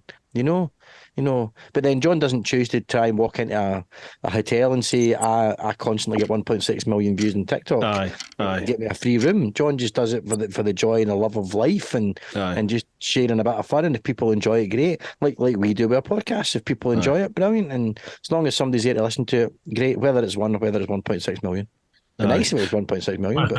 But that is how the world works now, though, isn't it? And totally, your apparent success is now very much judged on your reach, your follower, subscriber count, all this sort of stuff. You know, PR companies and things like that. It's the first thing they look at is your sub count, your view count, your engagement rates, everything like that. That's what they're interested in. Even if you in John's industry as an actor, you know, you know, they look at your social media presence, they look at your followers and all these kind of things, and people who are, you know, I'm no disrespect to people, good luck getting parts and all these kind of things and everything, but there's a lot of people out there that are getting to do stuff because they've got thousands of followers, not because they're any good at it. You know, we've lost the searching for the talent, and again, it's all about the commodity and the numbers. So it's. I've actually I sort of made this decision last year, end of 22. Really, it was I've always had channel sponsors, you know, on the YouTube channel, but I started. There was just a couple of times. Some of them had. I don't like being told what to say. You know, I'm never going to do that, and I've always said to any companies that ever wanted to do any work together, I'll say what I think, but I'll be fair about it. You know what I mean? Like I'm not just going to say something's fantastic and not give any negative. And if I think there's some negatives there, conversely, I'm not going to say something's shit. Without giving any either quantifying reasons why I think that, or any positives that might come with it. You know, there's very few things out there that are either 100% positive or 100% negative, are there? There's a lot of things go there. And just because I like it doesn't mean to say you're going to like it. So I've always want to be as fair as I possibly can. Because at the end of the day, if you go and spend your hard-earned money on something which I've recommended, and you think it's shite once you've got it and a waste of your money, well, you're never going to believe anything I say again, are you? Like, my integrity's gone then. So I kind of thought to myself, I don't just want to be, you know, you feel a bit of a prostitute really when you start thinking about it, in that these companies are basically, they're paying you for your reputation almost, you know. And I was like, I'm not sure. I'm not sure I'm comfortable with this anymore, and I want this anymore. You know, I don't want them in the background cracking a whip saying, right, I want a video for this and a video for that and a video for this, and we're bringing this out, and you've got to do that. I just thought, this isn't for me anymore. So I've sort of cut ties with a lot of them, and I've really only got. I think I've just got two now. Yeah, I've got two. I've got Kalimoto and I've got Canary at the moment, who are both. Kalimoto I use all the time anyway, and Canary, geez, you know, I go on trips over to Canary Islands to ride over there, and that it promotes itself. So it's you know, it's something I enjoy doing. So there's no hardship there, is there? Crikey. And you know, I just kind of think I'm much happier doing that. I still get emails from companies that want to like promote in videos and advertise in vids and, oh, you know, could we do this? Can we do that? But I just look at it and I go, is that something I would use? And if it's not something I'm going to use, then no, thanks. What's the point? Why get involved with it? Plus, I like to actually use a bit of kit. You know, like a set of tires. I'll want to ride that set of tires from when I get it to when they need changing. So, because tires change, you know, as the mileage goes through and tires change. Metzler Rotec 01's prime example. First couple of 1,000 miles when they first came out, I thought they were fantastic, but then they hit about the halfway mark, and it was like a switch went, and all of a sudden they were horrendous. I remember having them. I took them across to the Picos. I did one tour on the new tire, fantastic, and then I did another tour on like the second half cycle of that tire, and it was dog shit. It was really slidey. It was horrible. Hated it. It's what you call it. See, you're talking about rubber, right? There's something that I don't know if you've ever done one, but we were looking back at the tail end. We did our last podcast, the 22. We looked back at some stats for the shows, and obviously the one we did with you was quite up there. But you unbelievably, you were only number 2. Our most popular show last year was all about rubber, and I don't mean in a, you mean and an OnlyFans way, no. It was all about tires, and we had put it off for ages, and it was obviously one of our pals who said, "Listen, you need to do a show about tires because it's the talk. Everybody talks about motive, so motive, and." It went through the roof. It went absolutely through the roof. And I was like, how can people... And it was I felt it was one of the most boring things to write, you know what I mean, to get us prepared for. But obviously we learned loads. I mean, because once you start really getting into all the compounds, how they're built, it was really quite informative. But it was like, why the fuck is this? Why is this the highest podcast of the year talking about tires? But apparently so. So there you go. There's a thought for you. You know what I mean? Be interesting to see if you do a tire show. I will now. Yeah. What the numbers look like. But everyone's got a viewpoint on tires, don't they? Everyone has their own favourite tire for sure. And as we discussed earlier, what you like, I might hate, and conversely, you know, I might love what you hate. So it's just one of those things, isn't it? I know. Anyway, how did we get onto that topic? What were we talking about? We totally digressed there. Oh, bikes of 23. Yes, that's it. Patrick's question. That was about an hour and a half ago, wasn't it? Sorry, Patrick. If you're still here, Patrick, I'm with Ian, that new Diavo V4. I've always had a soft spot for the Diavo. And the V4, you mean if it's the same V4 they've taken out of Multistrada, it'll be phenomenal to ride. But obviously Ian's kind of said that one already. So I'm going to go with that. I'm going to stick with that lowrider ST because I really want to see just how much the performance they've taken out of stuff and putting into that big lowrider ST. Because the 117 lowrider is fun, but it still feels like a bit of Harley in terms of getting it around corners. Right. But it's still definitely better than some of the, I mean, like a Road King or a Street Glide or anything like that. It's definitely better. But I think the ST, I think it'll be interesting. It would be really, really interesting to take out. Nice. Yeah, go on one of those. Ideally with a 131 engine in it, that'd be ideal. But it's going to be a lump in it. Aye. But I don't know if it's coming out this year. I'm hearing whispers possibly at the end of the year, more than likely 2024. But it's got to be the new GS, isn't it? It's got to be the new GS. Whether it's going to be 1350, 1300, the 1400. Who knows? Who knows? Hopefully this year. Because the 1250s, what, 2-3 years old? No, 1250 came out 2000 and... Oh, I'm forgetting COVID. Yeah, it was the 2019 was the first of the GS Adventures, wasn't it? Because they're the ones, the first reg of 19 GS Adventures 1250s. They're the ones that have all the issues. Where when the bike gets hot, it won't restart. There was an electrical issue, something going on there, which allegedly they fixed. Yeah. So, Is it 90? Oh, yeah, of course it is. Yeah, what am I talking about? Yeah, you're forgetting your 2 COVID years. Anytime you think about totally what happened, add 2 years. That's right. Sorry, man. I was thinking in my head it was like 5 years ago. Jesus. No, I jumped ahead. For me, I think it's going to have to be that new GS, just because I'm excited. I want to see what it's like, because that for me will be the make or break whether if I stay on a tractor or move to something else. We'll see. KTM. We'll see. KTM. I am tempted by the KTM, but I don't know. Like I said, I don't like being a sheep, and everybody. I know GSs were popular before, but everyone is on them now, and I just fancy something different. I don't know. That's the thing. I don't know what I fancy at the moment. There's kind of too much out there sometimes, isn't there? KTM, as long as you don't have to subscribe to it, you'll be all right. Yeah, that's annoying, isn't it? Yeah. Everything's. I hate that. I hate all that bollocks. It's got all of it, but you can't have it till you. I'm dragging out Ian's soapbox here. Hang on. I covered that at our one. I'm not going to go off on one again for. I did hear you'd had a rant. Yeah. So, jeez, yeah.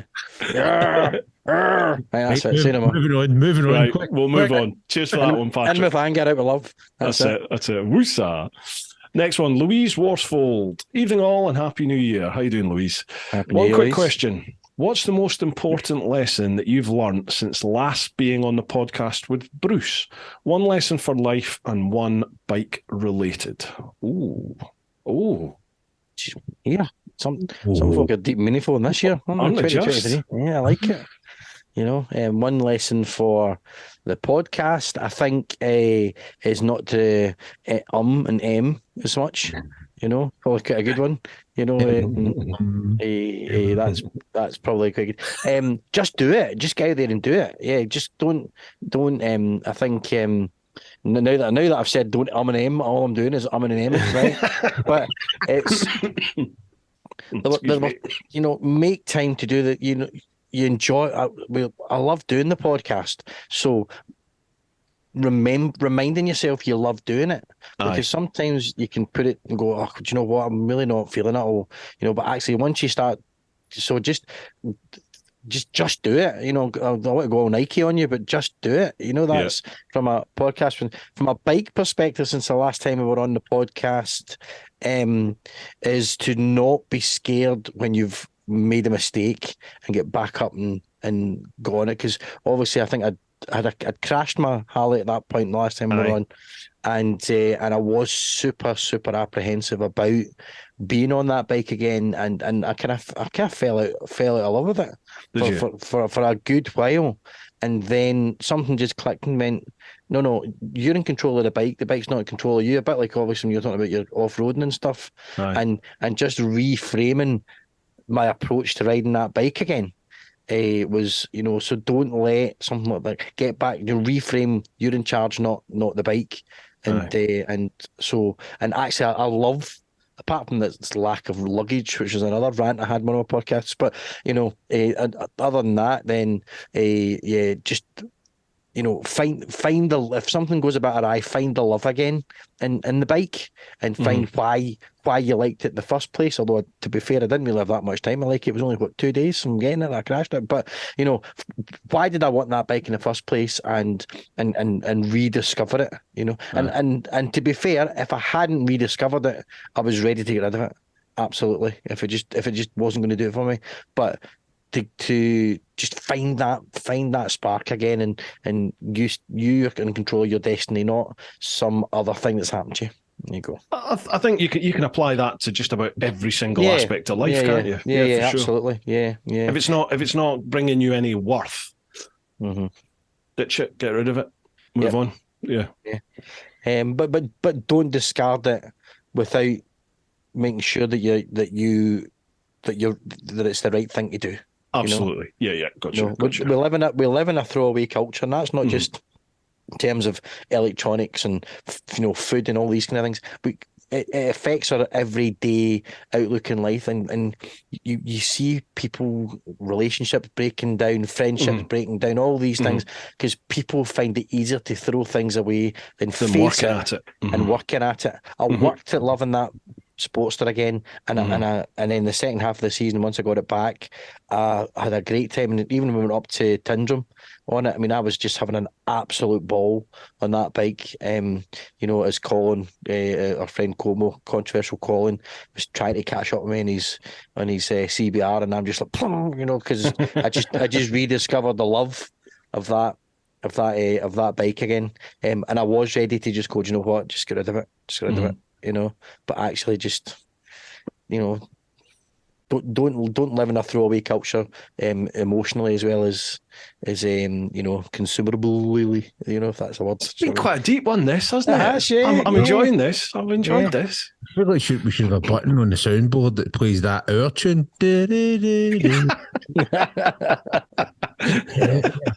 Enjoy yourself. Have fun. Ding! Woosah. We're going to finish with the yoga tantra. So I've got a Buddha's belly, so I'll give you some of my Buddha wisdom. That'll be fine.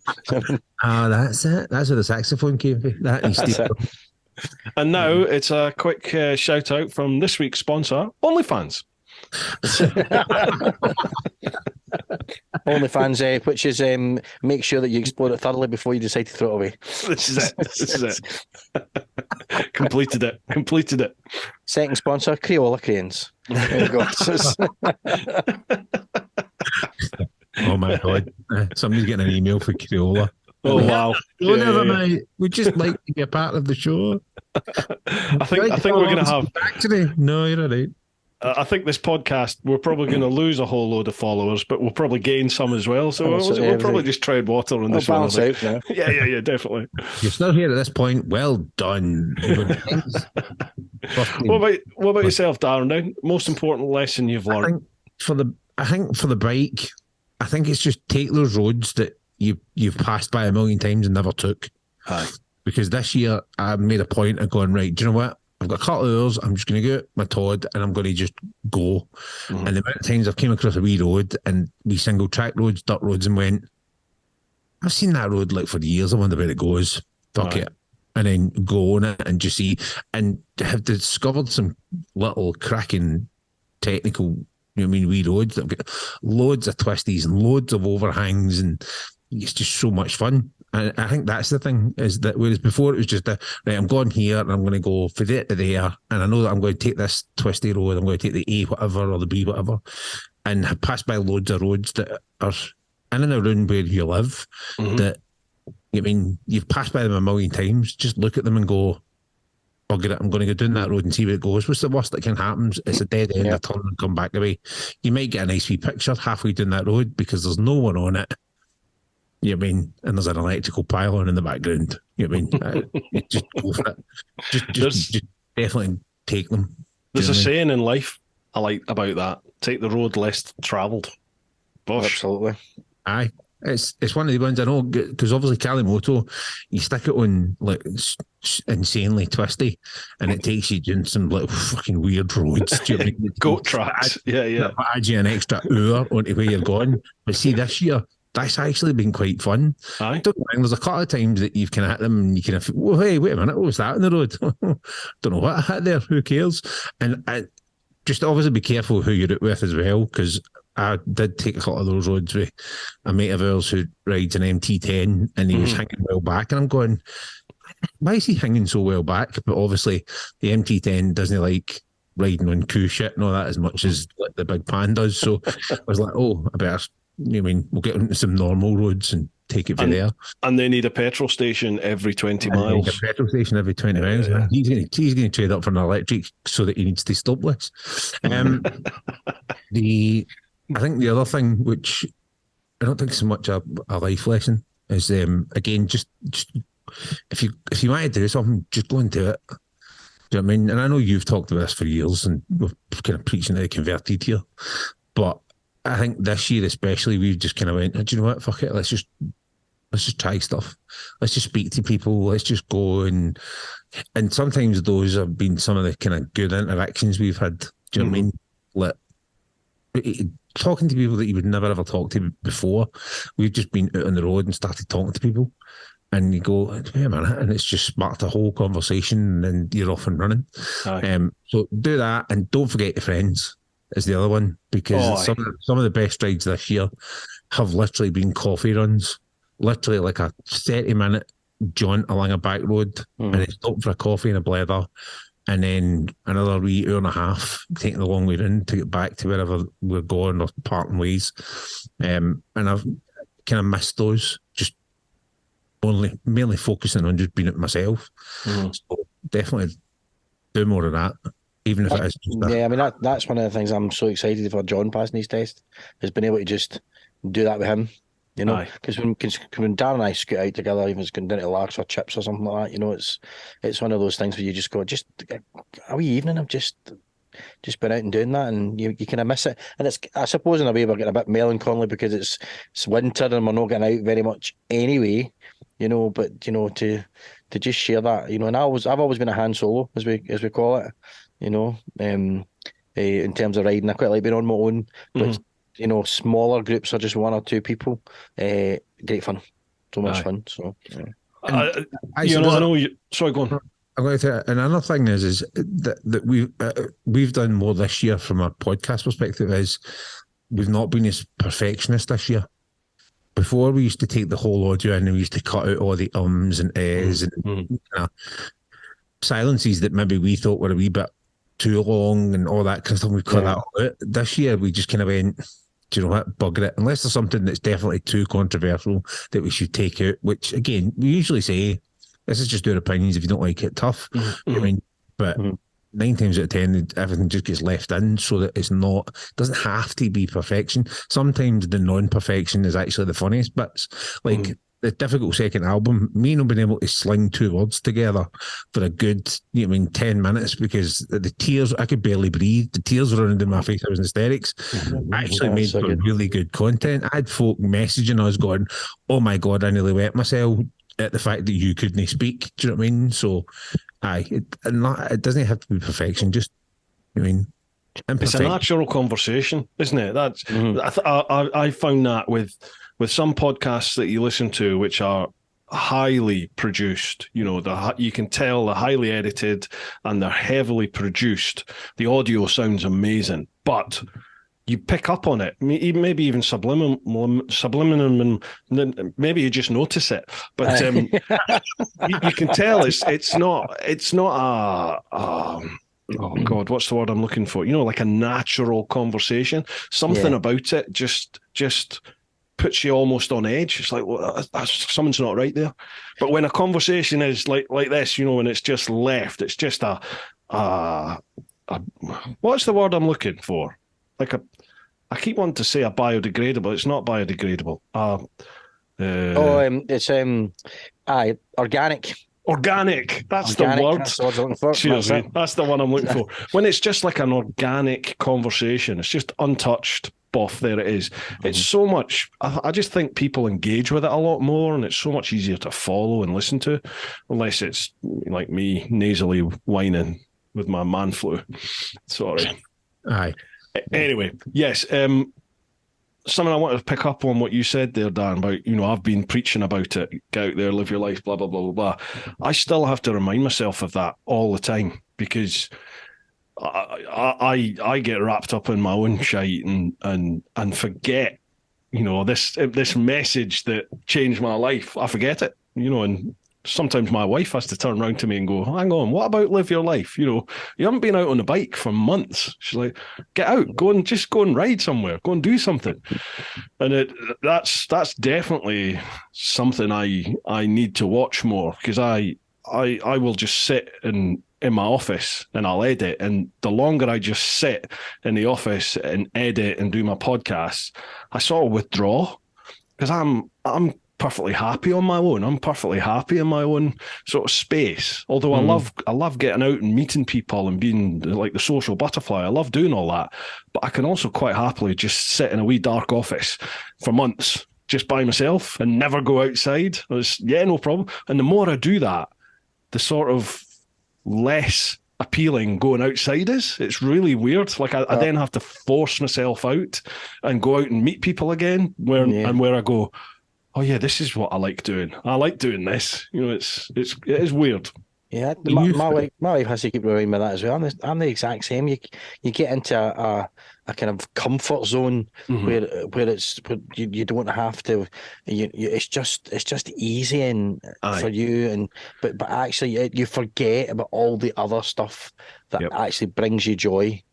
And unfortunately, you can then sit and edit and obsess with the next bit of kit and say, "Oh, I really want a loop deck, or I really want this to start in it, or I want to kind of, get this add on, or I want to learn, and you can do all that, but there's no point in learning or doing or getting all these things if you're not using them for the things you enjoy."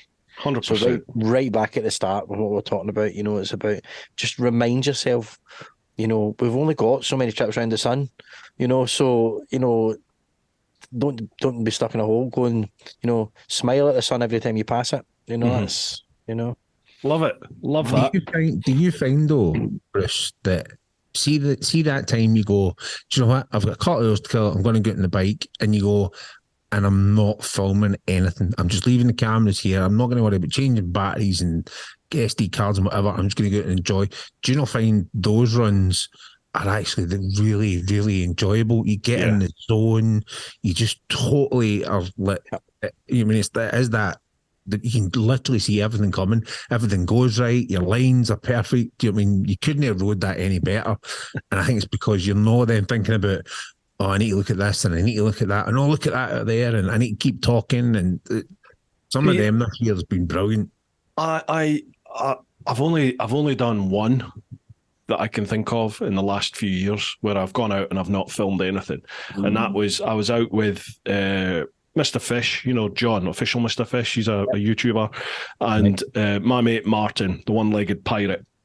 The three of us went out for, we sort of got into the habit of every couple of months, just the three of us would just go out on the bike and go for a ride. And it was really nice because I hadn't done that in so long, just going out for a ride for the sake of a ride, I wasn't filming anything, I wasn't doing anything. I didn't even take my cameras, just went off. And it was awesome. It was like proper recharge the soul. It was like, oh wow, this is why you get into biking. This is great fun. Smells like a New Year's resolution. But I tell you what it did do is I also found I missed having the cameras. So although I really enjoyed just being out and riding, I was like, the whole time I was there and I was thinking, oh, this would have been really, stuff that you're just chatting about. You could make a really good vid out of this. And then it almost got like the creative juices flowing again. It kick-started everything. And I had an appetite for creating content again when I got back. So I think it's just finding that balance, isn't it? Yeah, you definitely need to find a balance more, because I haven't found that balance yet. I still love what I do, don't get me wrong. I'm not playing the violin here, but you do need to find a balance at some point, somewhere. No, because the last thing you need you playing a violin and him playing a fucking What would you play, Dan? Do you want the broadcastable answer? No. My guitar's sitting there. All right. I'm sitting there. Do you know what I mean? Aye. So we got ourselves a wee band going here, I think. Absolutely. I mean, a guitar, violin, saxophone combo is maybe not the bit easy to sell, to be fair. You know what I mean? But some sort of obscure folk band. Exactly. It's definitely obscure. Mangled and Son or something like that. You know what I mean? Right, we've been going over 2 hours here, boys. There's a Wow. couple of questions left, but I'm very conscious of time dragging on here. Carl Dutt's Rideouts. If you could go back in time and tell your 16-year-old self one thing, what would it be? Buy a bike. Yeah. I mean, I didn't start riding until my 30s, so yeah.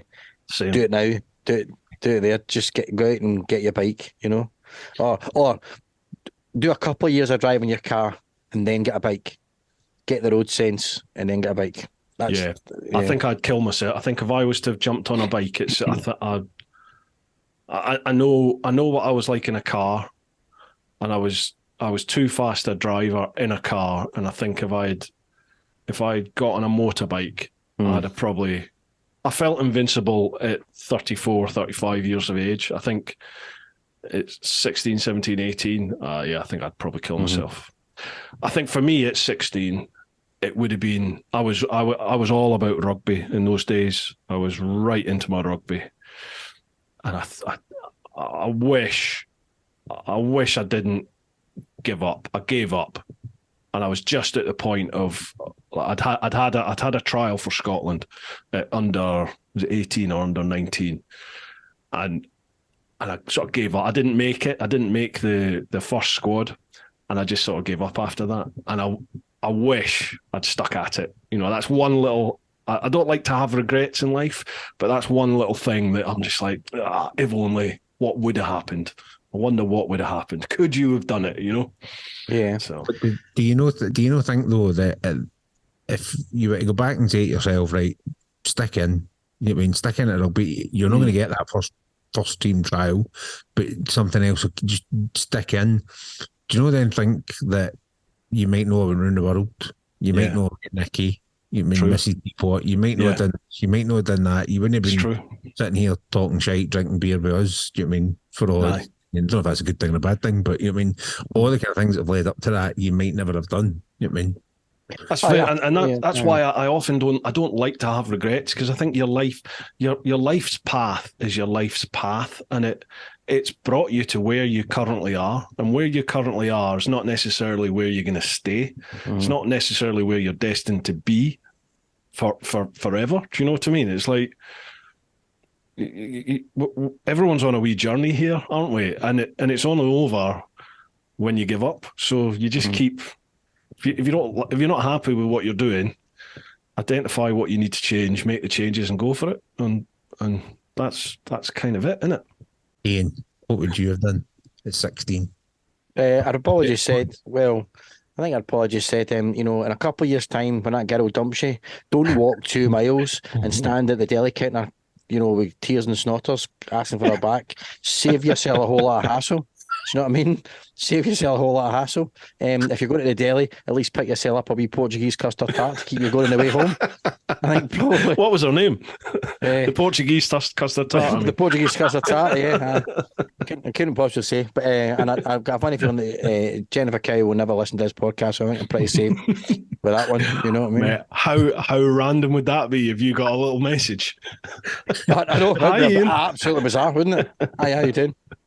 You know, yeah. So, I made such a mistake, Ian. Yeah, save yourself 2 mile walk and a box full of Kleenex.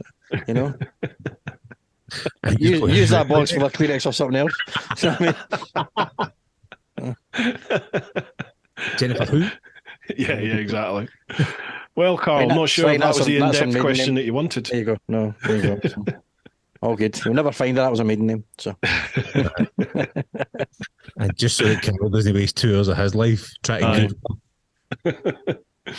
Right, cheers to that one, Carl. Next one, 2Bob Rocket. Happy New Year, all. Simple question: still game or Gary Tank Commander? What is Gary Tank Commander? What is that? I don't understand. Gary Tank Commander's what's his name? Greg something, isn't it? He was on Richard Osman's Tavish or something like that. Is it McHugh or something, isn't it? Is it McHugh? Yeah. And he was on Richard Osman's House of Games the other night, funnily enough. Actually, surprisingly enough. But Gary Tank Commander, And I phoned up for a pizza. He's Gary Tank Commander is a comedy. He's a a soldier, but he's a quite kind of camp, and he loves a spray tan and everything, you know. Right. Basically, everything you do not expect a tank commander or a soldier to be is Gary Okay. Tank Commander. That's a really difficult one. That is so difficult because Still Game is classic. Still Game is Love an it. absolute, you know, piece. But Still Game probably went on a bit too long. As you know, now I'm being controversial here. Probably went on a bit too long, and it wasn't as good. You know, like all these things. Only an Excuse went on a bit too long. You know, in my opinion, Two Doors Down's going on a bit too long. And you know, all these things. You know, and you watch like Chewing the Fat, and the first few Chewing the Fat is brilliant, but you know, everything goes on a bit too long. Gary Tank Commander probably stopped at its peak. Right. So of you know, Kept you wanting more. It's kept you wanting a bit more. Yeah, absolutely. So if I was comparing the Still Game characters with Gary Tank Commander, then I think the Jack and Victor, especially when they were in Chewing the Fat, and the songs that they sang, they're really offensive. Yeah. Oh, I Loved it. Loved Absolutely them. outstanding. The story Yeah. of Mrs. But That one. So you know, whereas as an ensemble piece of Gary Tank Commander, I just can't. I can't call that. You know, you just thought that'd been easy, but I can't call that. Picking one of your favourite Waynes. I mean, it is quite. No, that's actually easier. I've only got one. It's dead easy. Do you know what I mean? So, And if I pick one or the other, one of my Waynes is going to fall out with me because one loves Gary Tank Commander and the other one loves Still Game. So it's difficult. Yeah, but life's tough, though. Life's tough, Darren. You need to make a choice. I think Gary Tank Commander is very Marmite. A lot of people love it, and the people that don't love it, they hate it. Do you know what I mean? Because it's either your sense of humour or it's not sense of humour. No. Still Game, everybody just seems to get because I think everybody can familiarise themselves with two old procrastinating, men who just have got to that point in life where they just call it like they see it. Do you know what I mean? And then sometimes don't call it because they're naive to it. If I was picking between the two and I could only watch one, I would watch Still Game. Yeah. You know what I mean? Sorry to my youngest, who's probably in there screaming right now. I've never seen Gary Tank Commander, but I totally agree with what you just said about Still Game. You know, it appeals even folk who aren't Scottish. You know, I had mates down here in the Met in London who piss themselves. They'll come up to me and go, "Have you seen this?" And they'll show me like a YouTube clip of Still Game of the two boys chatting. And I just like, man, that's that's like 20 years old, 30 years old or whatever it is. And it appeals to everybody, doesn't it? It does. And it's one of the ones you can go back and watch it and it's just still just as funny. Aye. I mean, I'll probably go Still Game, right? I will go Still Game and it was close, but only because I don't quote anything from Gary Tank Commander. Aye. You know, there's anything like particularly quotable from Gary Tank Commander, really. But you literally, any pub you walk into, somebody's going to go, 2 pint shipwreck. Do you know what I mean? It's just, that is going to happen, you know.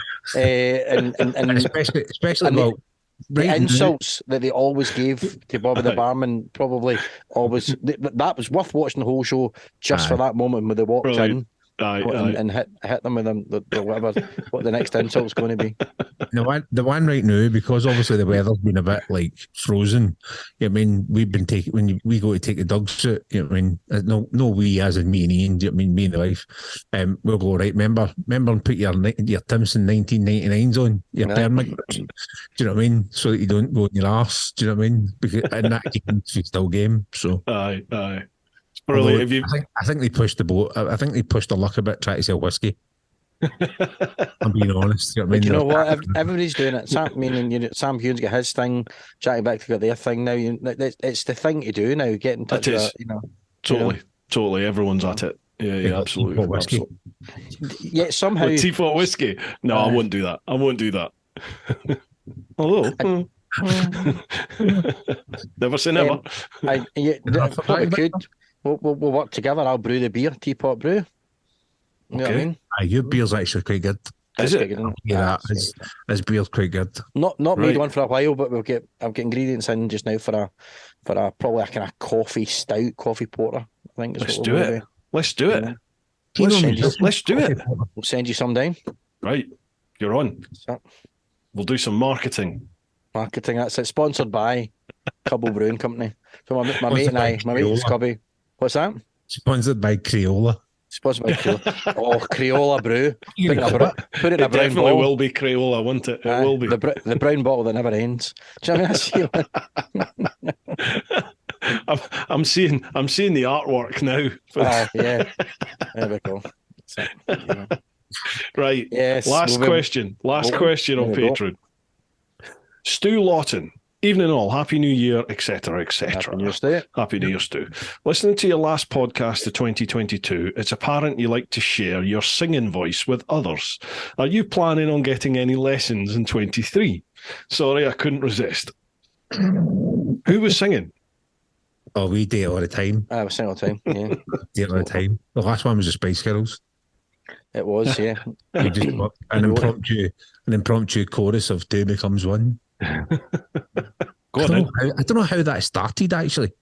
I don't know. genuinely don't. I think, see, because me and Ian have got a love for music, right? And we're quite, him and I are both quite, we're very similar, I think, in our tastes in terms of there is none, right? We just listen to anything. We have no taste. Yeah. But I think, I mean, and I think it's probably, I think one of the first shows you were talking about your playlist. Aye.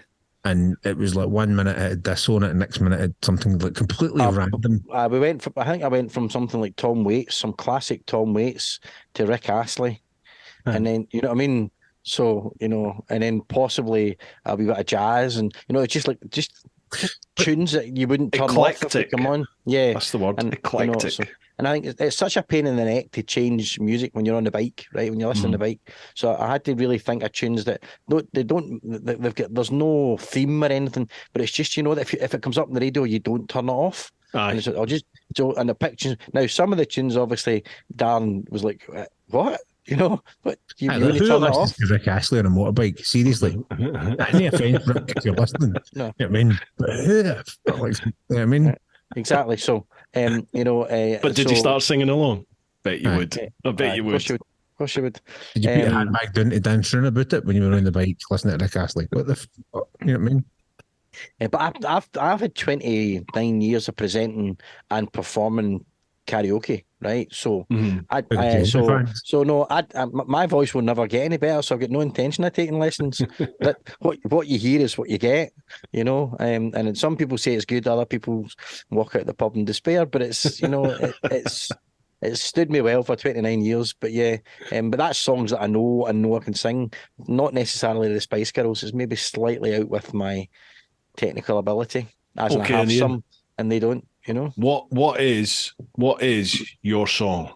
The one that you get up there and you belt out, you Billy Joel, Piano Man with harmonica. You play the harmonica? Yeah. That's pretty cool. I've got to admit, that's pretty damn cool. When you walk into a karaoke, right, and you go Piano Man, and you do it in the first couple of open bars, and you bring out the harmonica and go na na na na na na na. The whole pub just looks at you, and then you just see people going, "Hey, he's playing it. He's actually playing it." You know, and by the end of it, the whole pub just cheers and goes. It's just like that's just one of those moments. That's it. That's the. Cannot wait to the first night you're doing it, and somebody comes in and goes, "Can you do Baker Street by Jerry Rafferty?" And I'll whip out the saxophone. Yeah, funny you should mention that. Well, actually, yes, I can. Yes.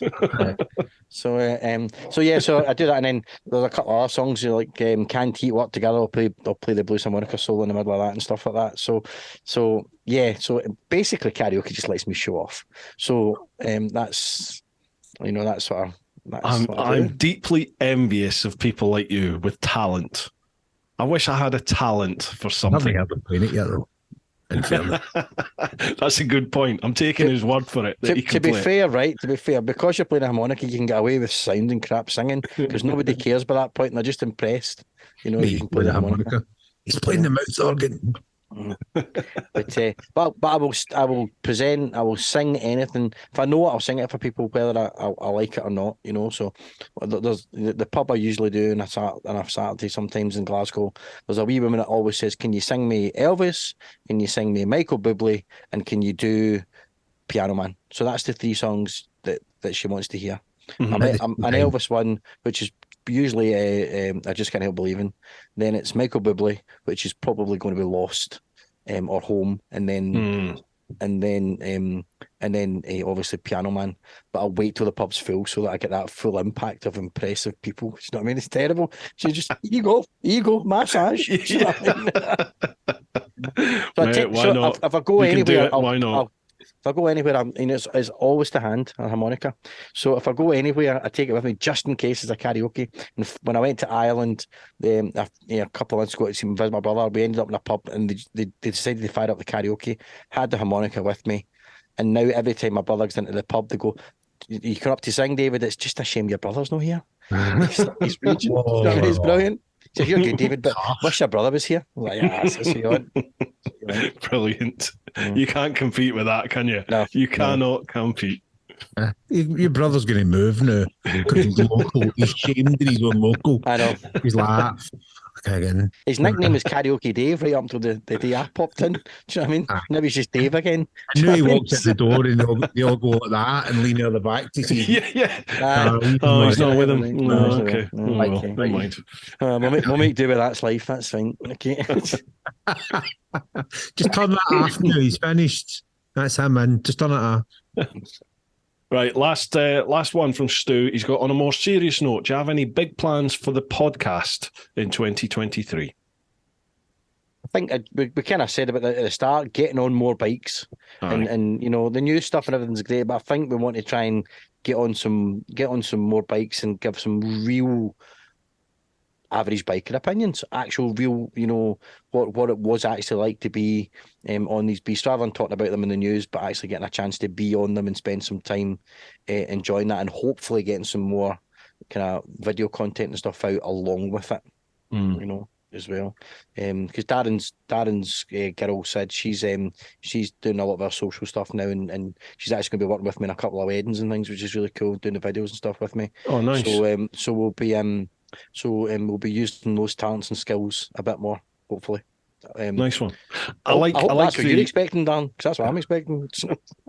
I'll be honest, right? I'm still in holiday mode. I haven't really thought about it yet. No, I think you're right. I think I would like to get another cut of guests on, because I enjoyed that side of it last year.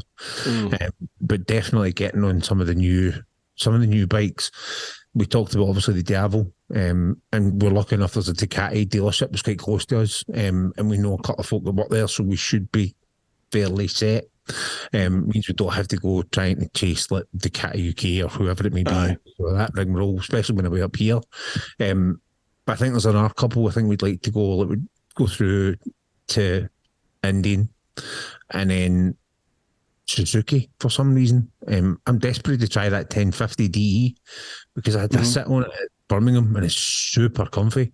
Even when you're standing in the pegs, it's really comfy. And I don't know if that's just. Are you really impressed with that? Yeah, I was quite impressed with that. Do you know what I mean? And I'm not a massive Suzuki fan. Do you know what I mean? But I was quite taken with that, and I was really taken with the Katana actually when I was standing in front of it, and then Ian fucking ruined it and went, "Oh, can you see the back? It's watching," which just ruined it. Do you know what I mean?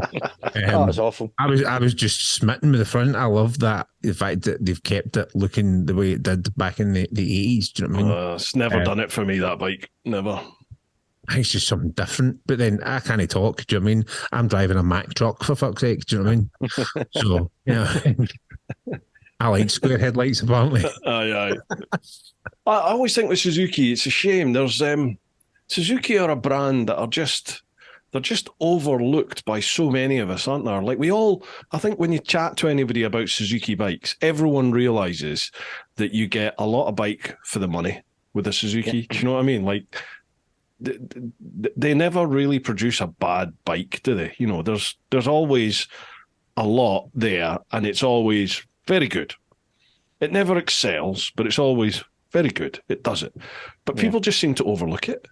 Like that new GSX-S 1000. Genuinely, I think that's one of the best road bikes I've ever ridden. It was amazing. It is amazing. It's a fantastic machine.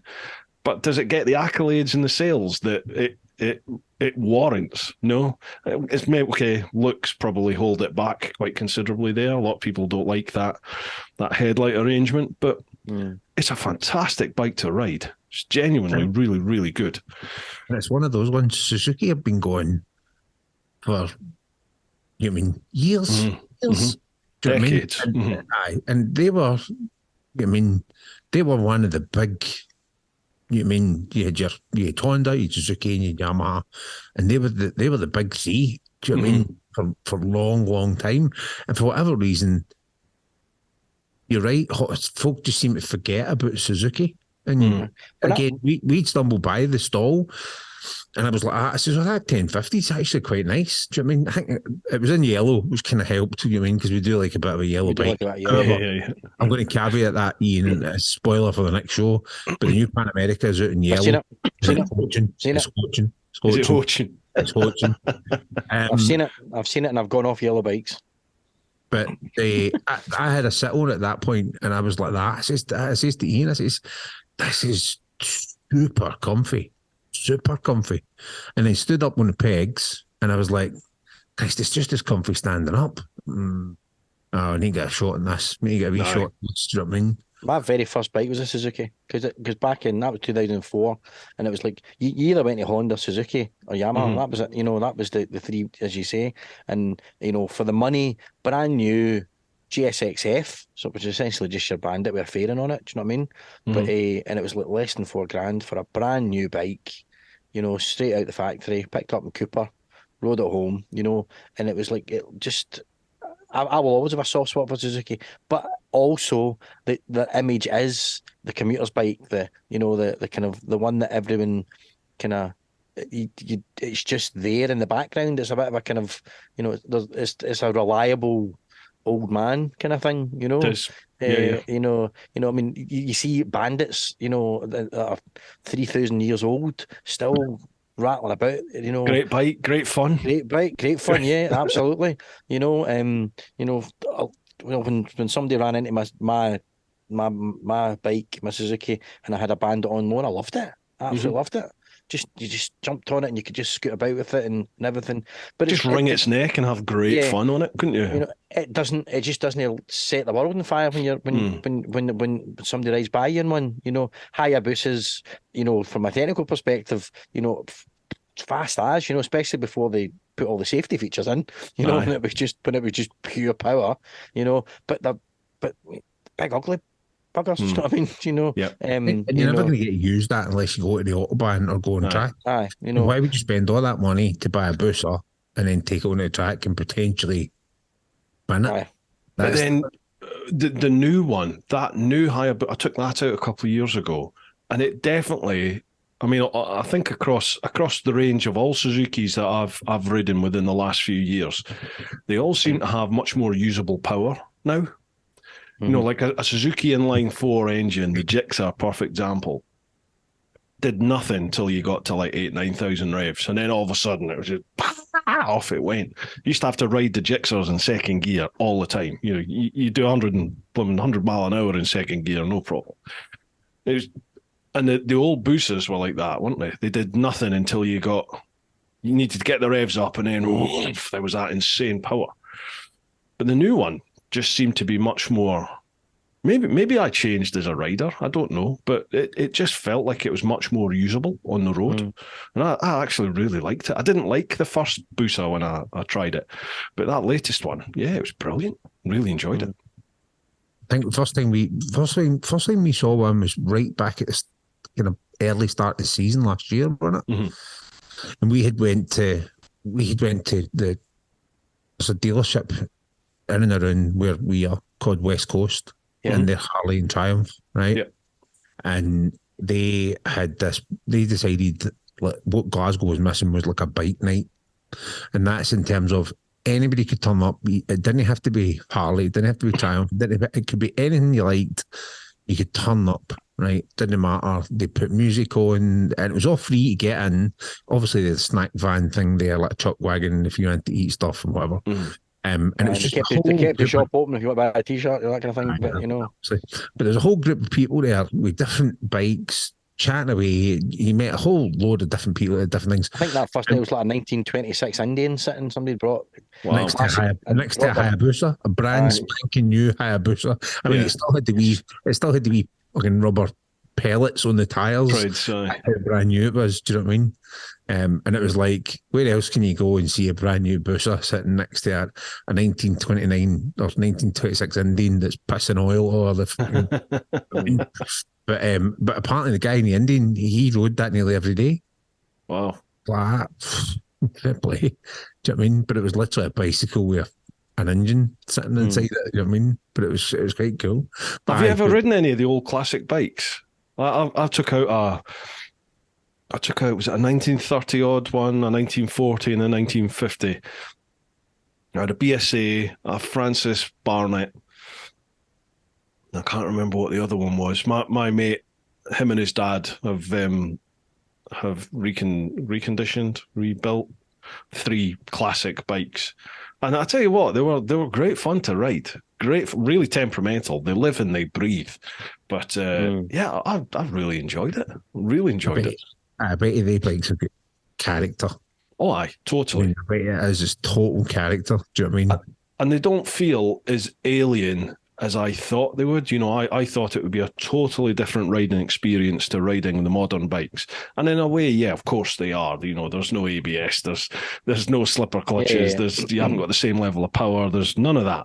But it's still an engine with 2 wheels, and you know, and I still had the same sort of feeling from it. Almost more engaging because it is so mechanical. There's no electronics on it at all, so it really feels like a living, breathing entity. This thing that you're on, the absolute opposite of riding by wire, just like yeah, totally. And that's the problem these days. Is so many these electrical bikes. Like I could go to my bike just now and go into the diagnostics page, and I'll tell you, there's probably a whole load of errors in there, which would just be something like it just didn't start the first time. It started the second time. You know what I mean? Because it's been sat for a week without going anywhere, and it'll throw up an error code, and there'll be loads of them. None of them are actually. That's because it's a Harley. Again, like, do you know what? See, as long as it eventually starts and goes, I'm not that bothered. I mean, you're right. There's probably loads of. Look at the KTM.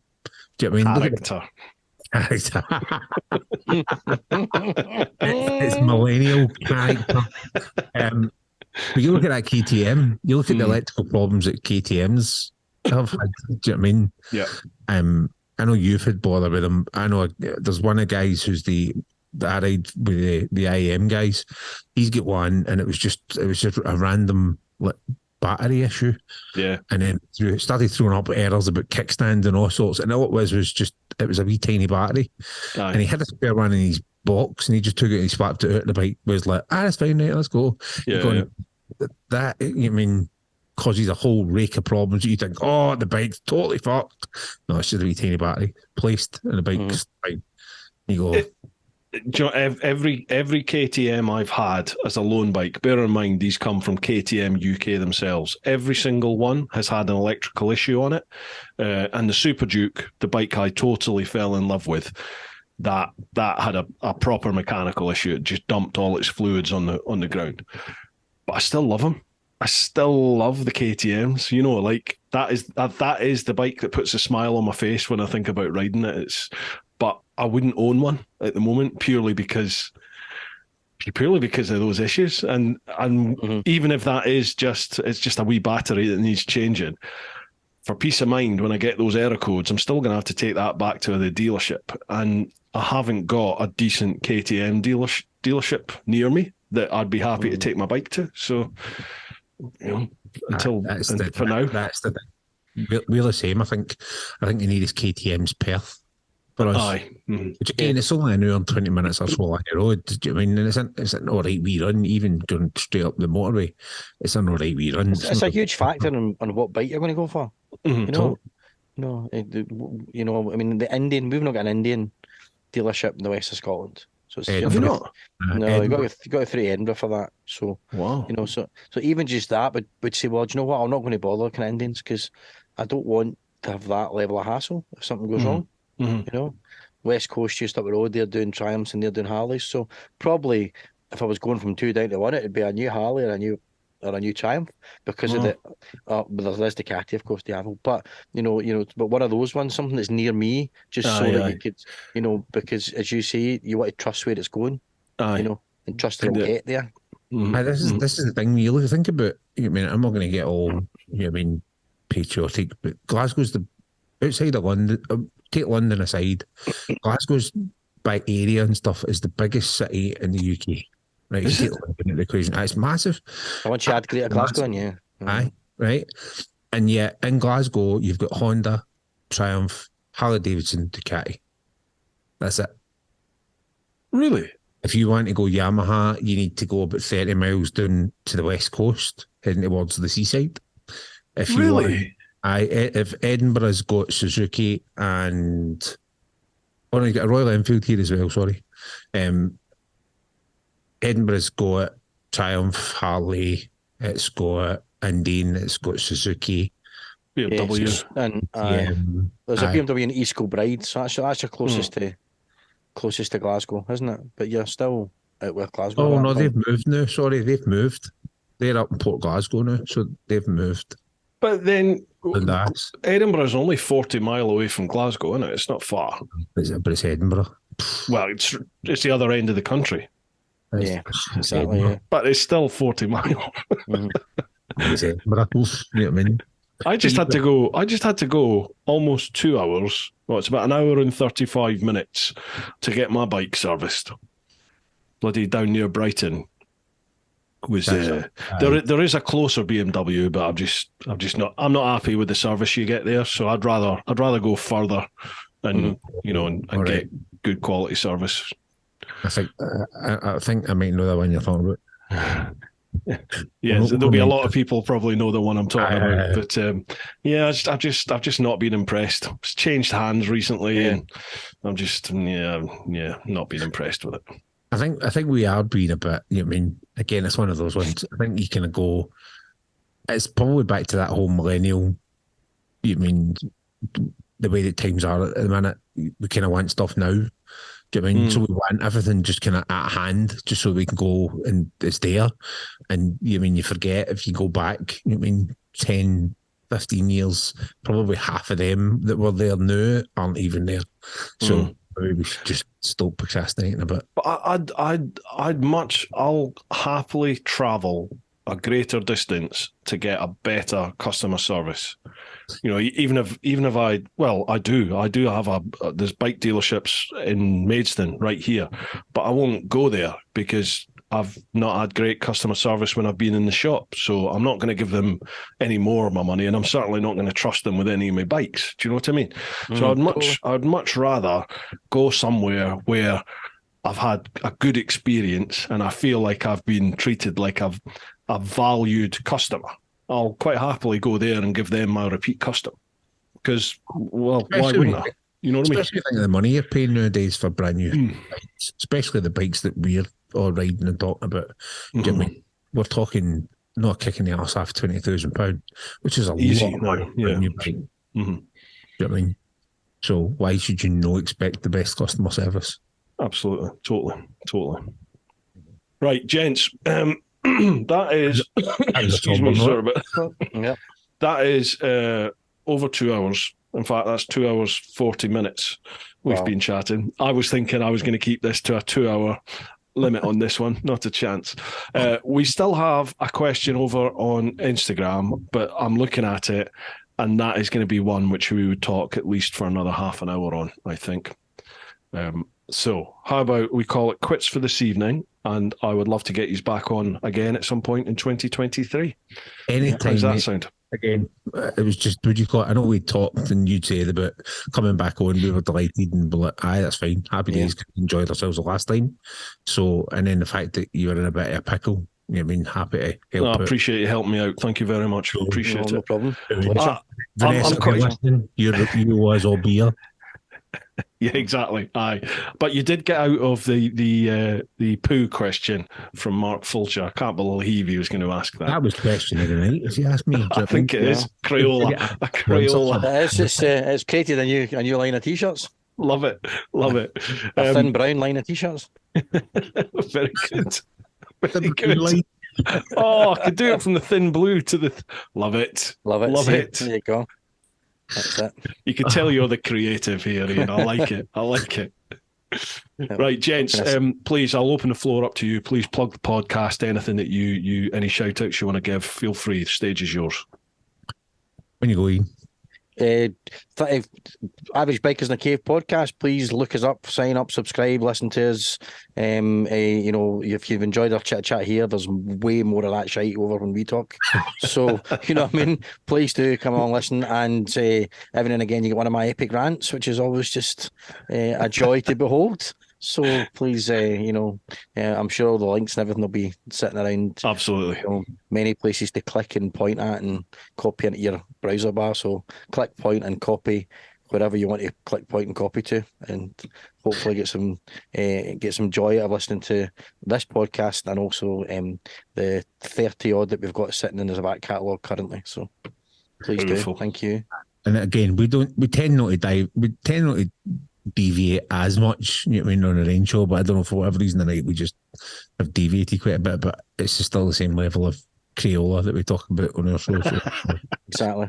If you're still we wax lyrical about it. I genuinely, lads, I'm quite envious of the setup you boys have. You know, the two of you are mates and you have great banter between the two of you. It's great patter, and I do often wish like I had like a co-host, you know, on this podcast, because a lot of the time if I don't get a guest lined up, I sit here and I think, well, I can't really do it with just me. I'll do like a live stream and it's just me.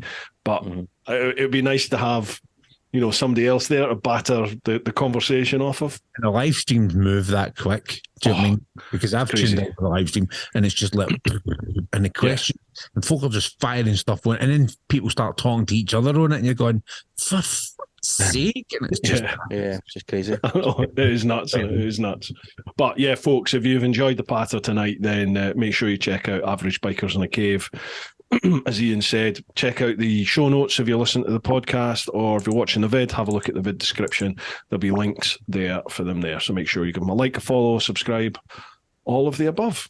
Right, lads, thank you very much for coming on. I appreciate it. I'm sorry I've been coughing and spluttering in the background. It's all right.